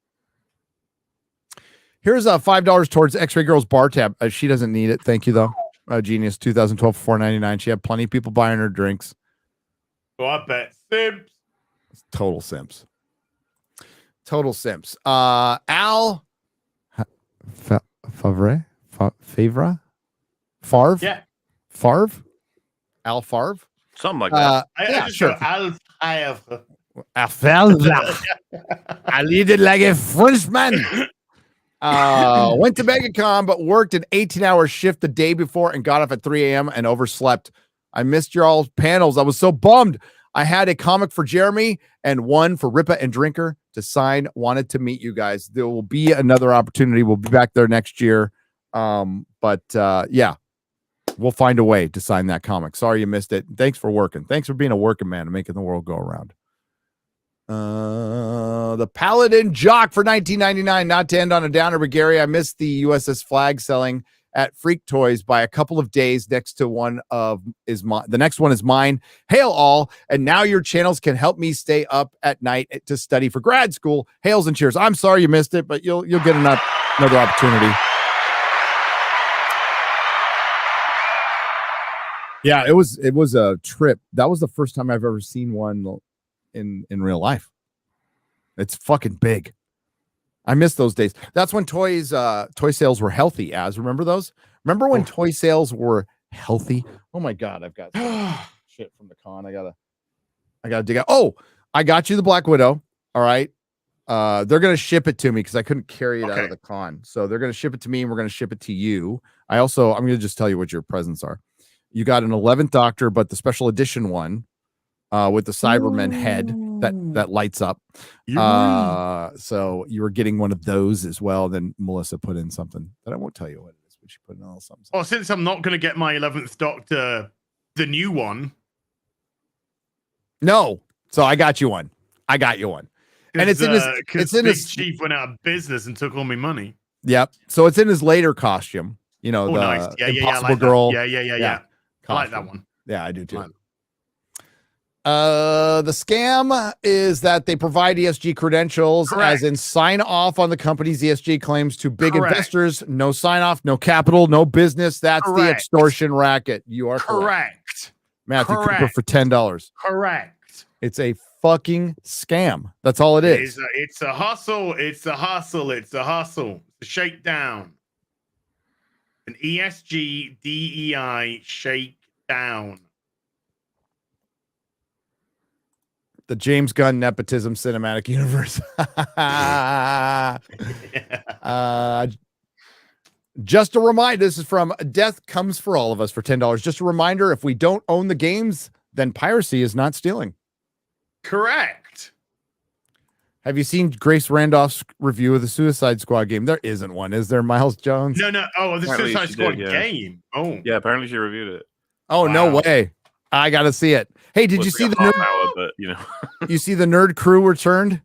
Yes, it was funny. I haven't seen it. Oh my god, it's fucking hilarious. I was actually surprised by how it really feels like they're going hardcore against still like Disney shills. Like there's no interest in parodying. Like you'd think the rage side of YouTube would have been hit harder. Yes. Somebody sent me a super chat saying Red Letter Media roasted FNT on their video. I didn't get that impression at all. I actually kind of was expecting to get a few references here and there. But the whole thing is them awkwardly trying to figure out how much they should shill for Madam Web. That's the joke. Okay, so they're still on Collider then. Yeah, they're still. They're absolutely. If I would have loved it if they roast FNT. That'd be fucking great. But they didn't. Like, if you watch FNT, you know they didn't roast FNT because there's commercial breaks. They do fucking ad and reads. they'd have to do the split reverse instead of shilling. They just have to do and the toys and stuff but Mike he doesn't even know what they are in the in the meme of it. Like he knocks over a few. He's like, I knocked over this guy. So the subtlety is like it was. You know what? It was good. Red Letter Media. It was just chef's kiss. It was so. I was laughing my ass off. And then fucking why am I blanking on his name? Mike was in his car. Was in his car. Was streaming from his car. Rich. Why did I fucking get them? Rich. His audio kept breaking. There was a delay, and they had to restart the stream. And it was so fucking. Oh, and the whole commercial in the beginning, like, hey, you could only see this movie in theaters unless you get this link, and then you get special access and you get bonuses. And they were kind of roasting like Mr. Beast a little bit too. Oh, I think so. With And that, yeah, I thought like they did their acting is better in these skits than it is in the movies they make. it is. I was getting pretty invested in some of the moments. Like Jay would every once in a while shill that product, and then Mike would be like, "We don't know if it's exclusive. We don't know. We don't know." No, it's He's like, get it exclusively here. He's like, we don't know. If you haven't seen it, see it. It's fucking great. Okay, it's really great. My favorite part was when they had the banner for Madam Web, and I even think maybe the sound of Madam Web, but the visuals were Captain Marvel. Yeah, I know they did. They did. I know. No, they were like, this is about female empowerment, but unlike the Marvels, this is ground. Remember when they were like, and it's got a dynamic female character, and they're all dynamic. What does dynamic mean? I don't know. But it's a dynamic female character. But they talk for a while about like women getting the representation they power. Then Rich just goes like, "Does the girl from Euphoria get her titties out?" Yeah, I know. Or can we cut that part out? Can we cut that? And they started out by going, "We're not going to be negative at all. There's too much negativity in this space anyway." So, like, yeah. And they say like we're not going to do the thing that people do, like box office numbers. And when he said that, I was like, this can't be making fun of FNT. It can't. It doesn't make any sense because you guys box office numbers all the time. So he's making fun of Harloff. They're making fun of Harloff and Campia still. So. I mean, look at how Mike has his desk set up, right? Yeah, it's set up like Campia's desk. Okay, so it's good shit. I recommend. I noticed Rob's made his return to I know to Campia's show. We're gonna sort Rob out. We're gonna. It's like Rob can do what he wants. Rob's awesome. I know he can. He's just like a battered wife though. But let's pull together. Let's hire Rob. Okay. Let's get him out of there. Let's hire him to just get away from. But like if we hire him and we say we're gonna pay him something, we have to pay it, right? Like, yeah. No. This unlike other people, unlike Campia, we will actually pay him. So if like hypothetically we hired him and said, hey, here's an amount, we actually pay that amount. That's what you do. When you say to somebody, I'm gonna give you this much money. That's what you need to do. That's what you need to do, really? Yeah. You don't then just say, oh, well, no. You're getting woke. Boring!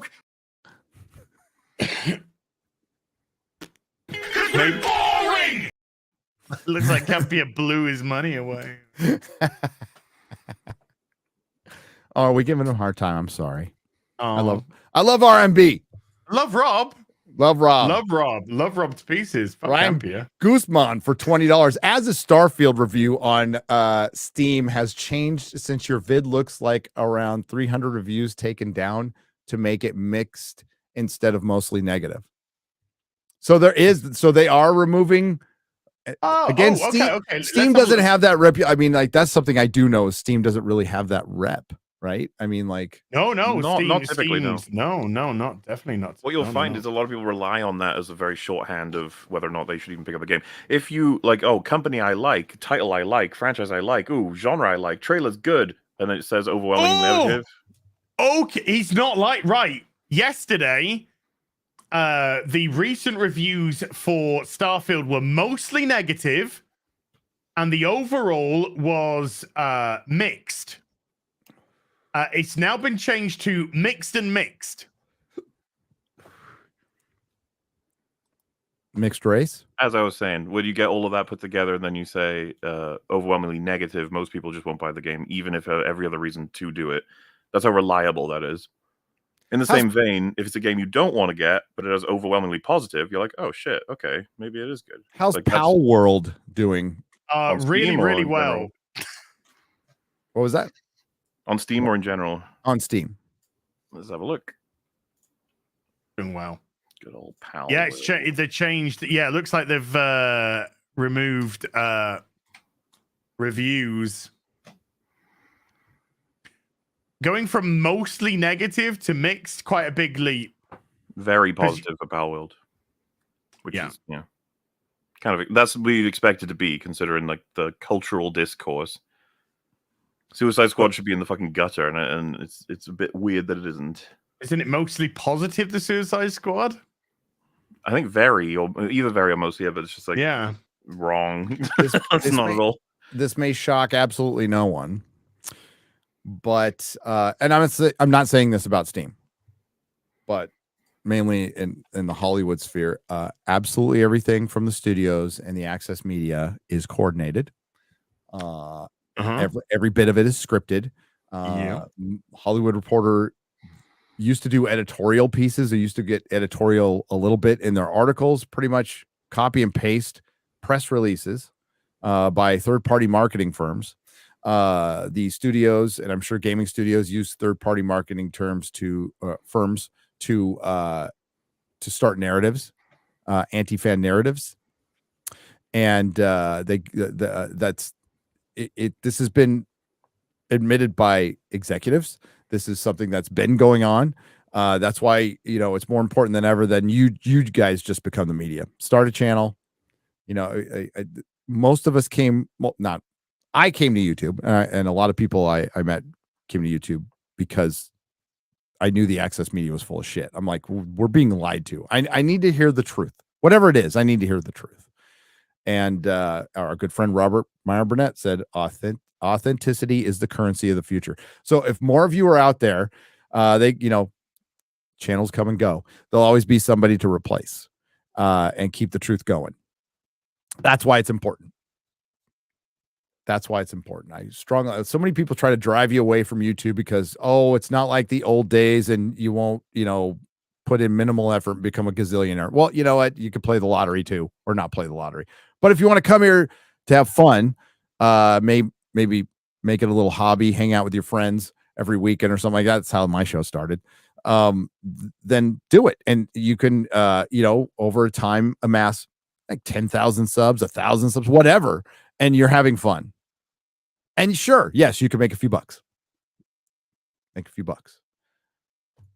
But have fun. Meanwhile, over at Nintendo, the biggest game of last year has you slay the bad man, rescue the princess, and restore the kingdom. Don't play Western games while DEI is in effect, says Lance for $9.99. On the Suicide Squad Kill the Justice League Digital Deluxe Edition upgrade, which is a page that barely anybody would even want to have access to in the first place, only has 5 reviews on it, and they're all negative. It makes me think that they haven't done anything with that page because it's not very populated. Like, people be posting their reviews on the main game, of course. Yes. But it's curious that of the 5 people that left a review, they're all negative. Dyrus for $5. Suicide Squad is the only non-porn Steam game I put on ignore. J-Mac for $50. Mahler really does deserve respect. Not for his countless hours poured into video games and the movie analysis, but for taking the bullet and playing a game like Kill the Justice League. Kill the Justice League. Okay, I was like, I'm missing the Suicide Squad. SSKTJLA probably does run on a little bit more. So we don't have to. I watched that stream, and I'm sorry, Mahler, you deserve better. Oh. Yeah, a lot of it was like finding ways to be fun. Hail, J-Mac. That's why I've got a paywall. It's a rough one. They said, like, convince Metal and Ass to do it. It's like, first of all, no. But secondly, I just the way I envisioned you playing it is just being perpetually furious to the point where something would crack, something would go wrong. Yeah. Yeah.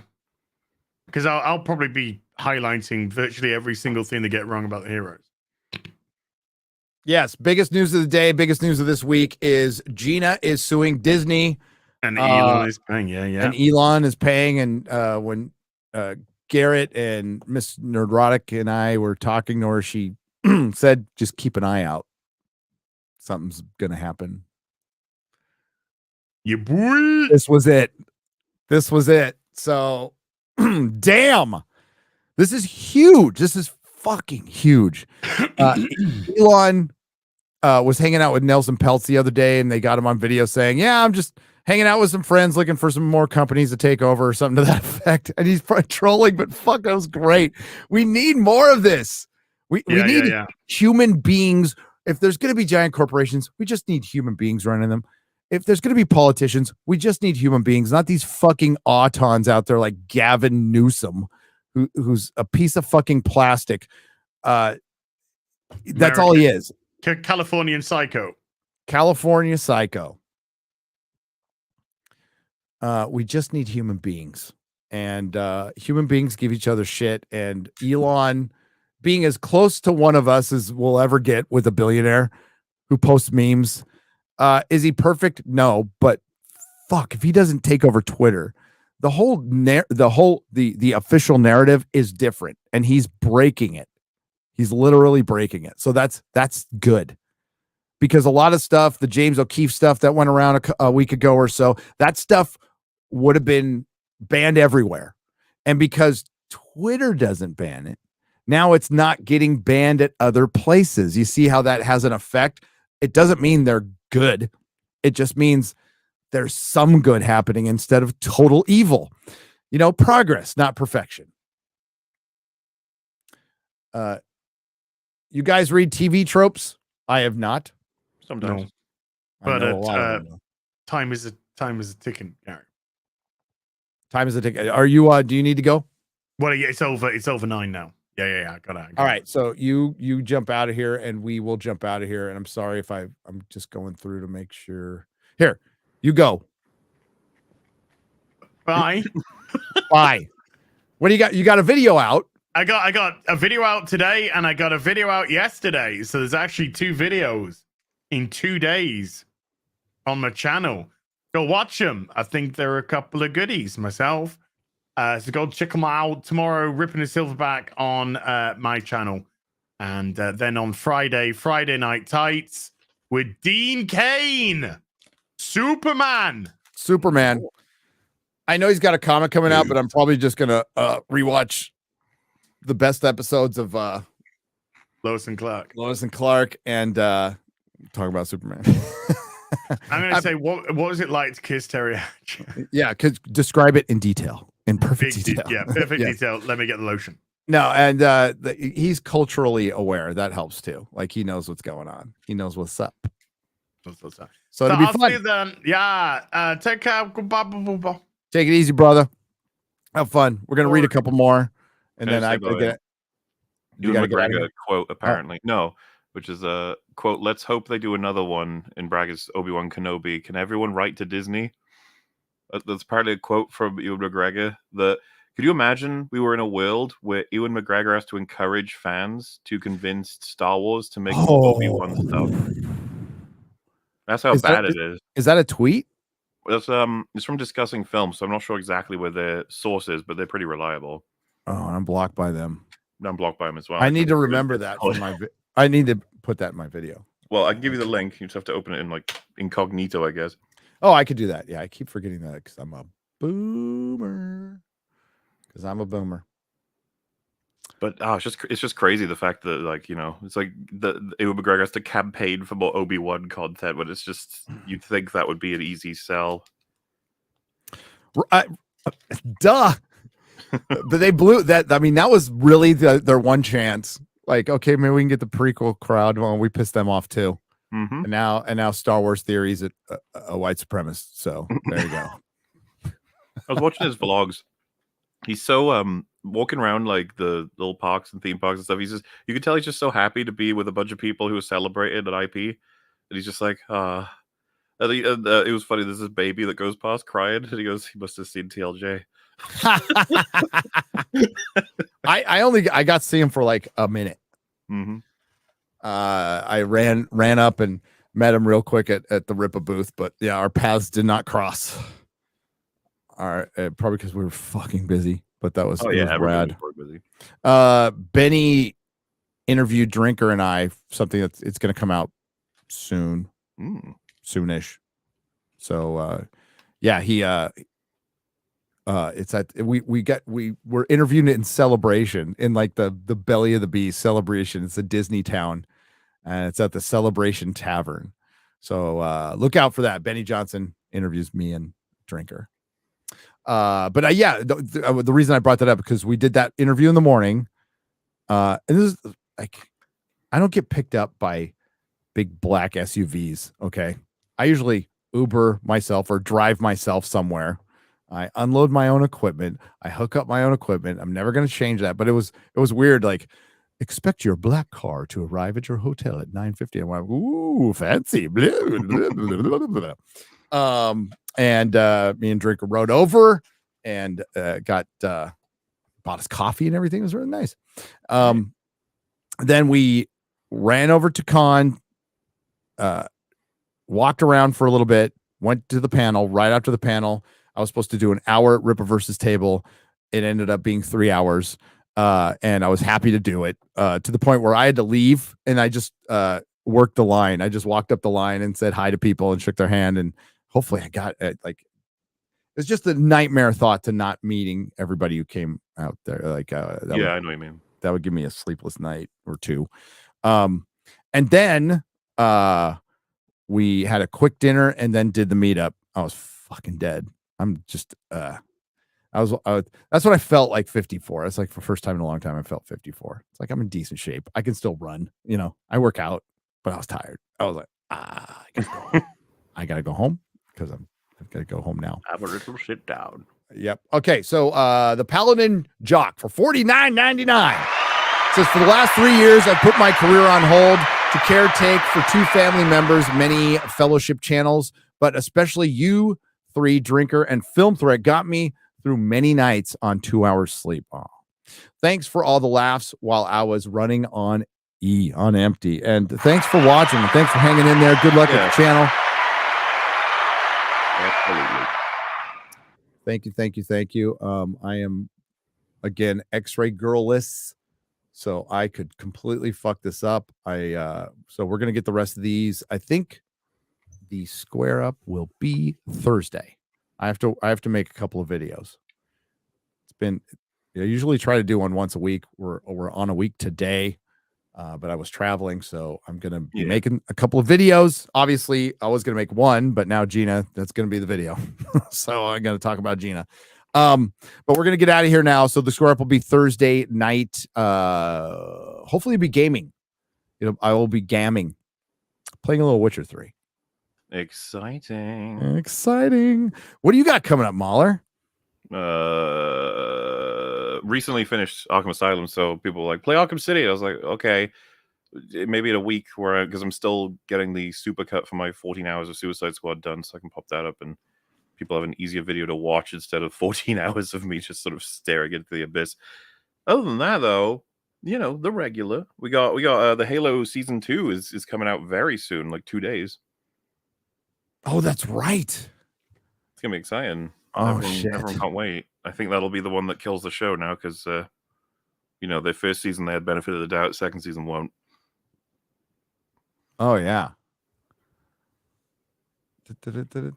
Master cheeks indeed. I got to read this one. I don't think we caught this on Friday Night Tights. Holy shit! K-Biz donated $250.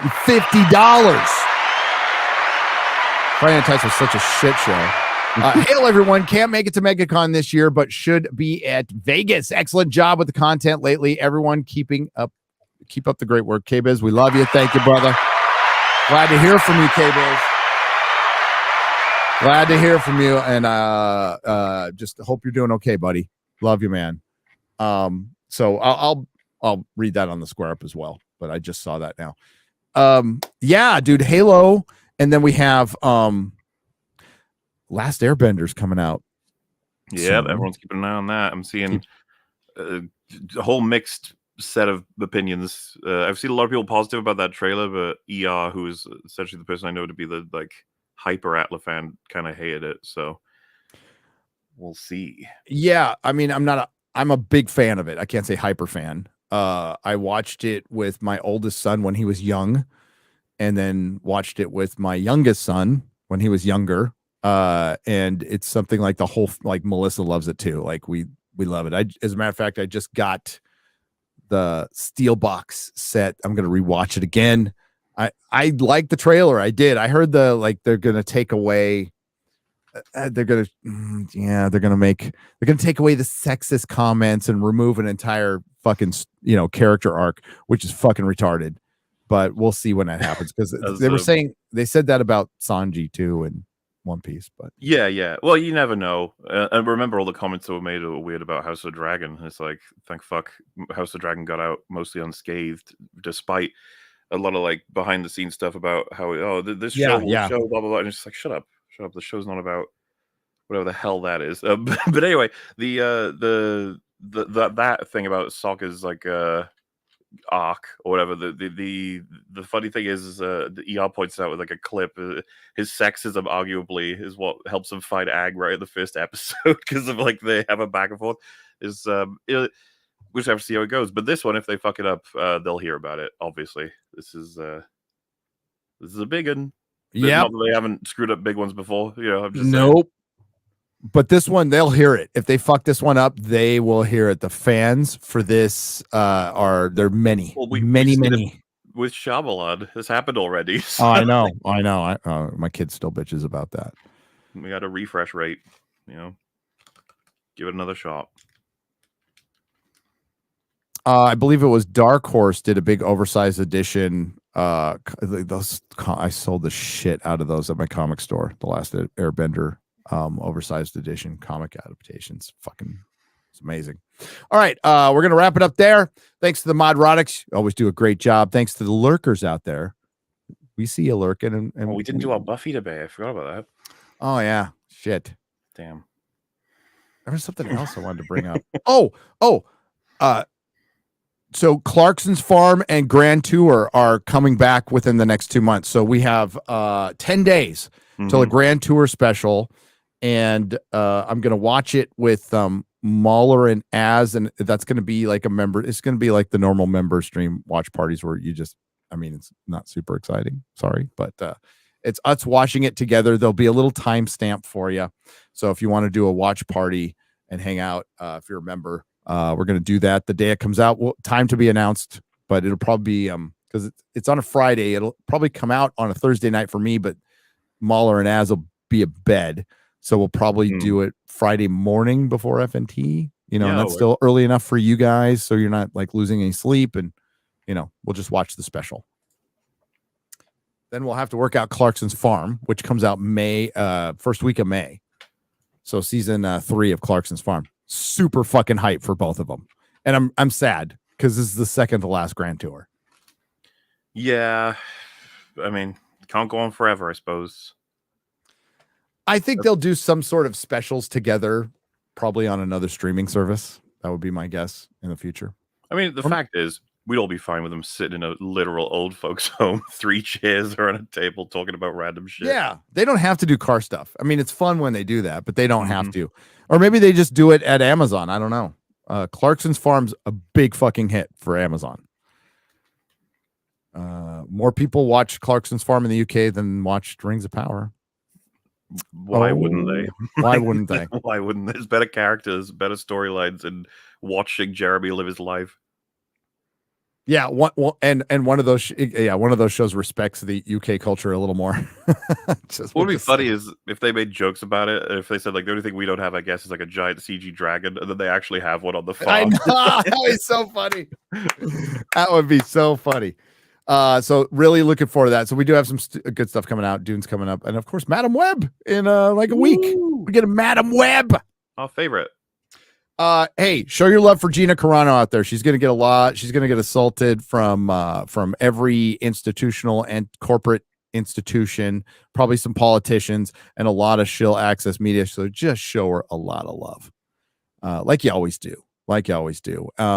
She is the bravest person in Hollywood. She has the biggest set of metaphorical balls in Hollywood. She's willing to put her name and reputation on the line. Yes, it's nice to have the backing of Elon Musk, but that wouldn't happen if she didn't have so many of you in the rebellion, and the 199 and the fellowship, like supporting her when nobody would. The late, great Carl Weathers did openly support her. May he rest in peace. I'm really sorry to hear he passed, but Bill Burr kind of half-assed did it in his Bill Burr way, but I kind of thought it was weak personally, and I called him out for it. But yeah, show her support. She's going to need it because she's fighting for something bigger.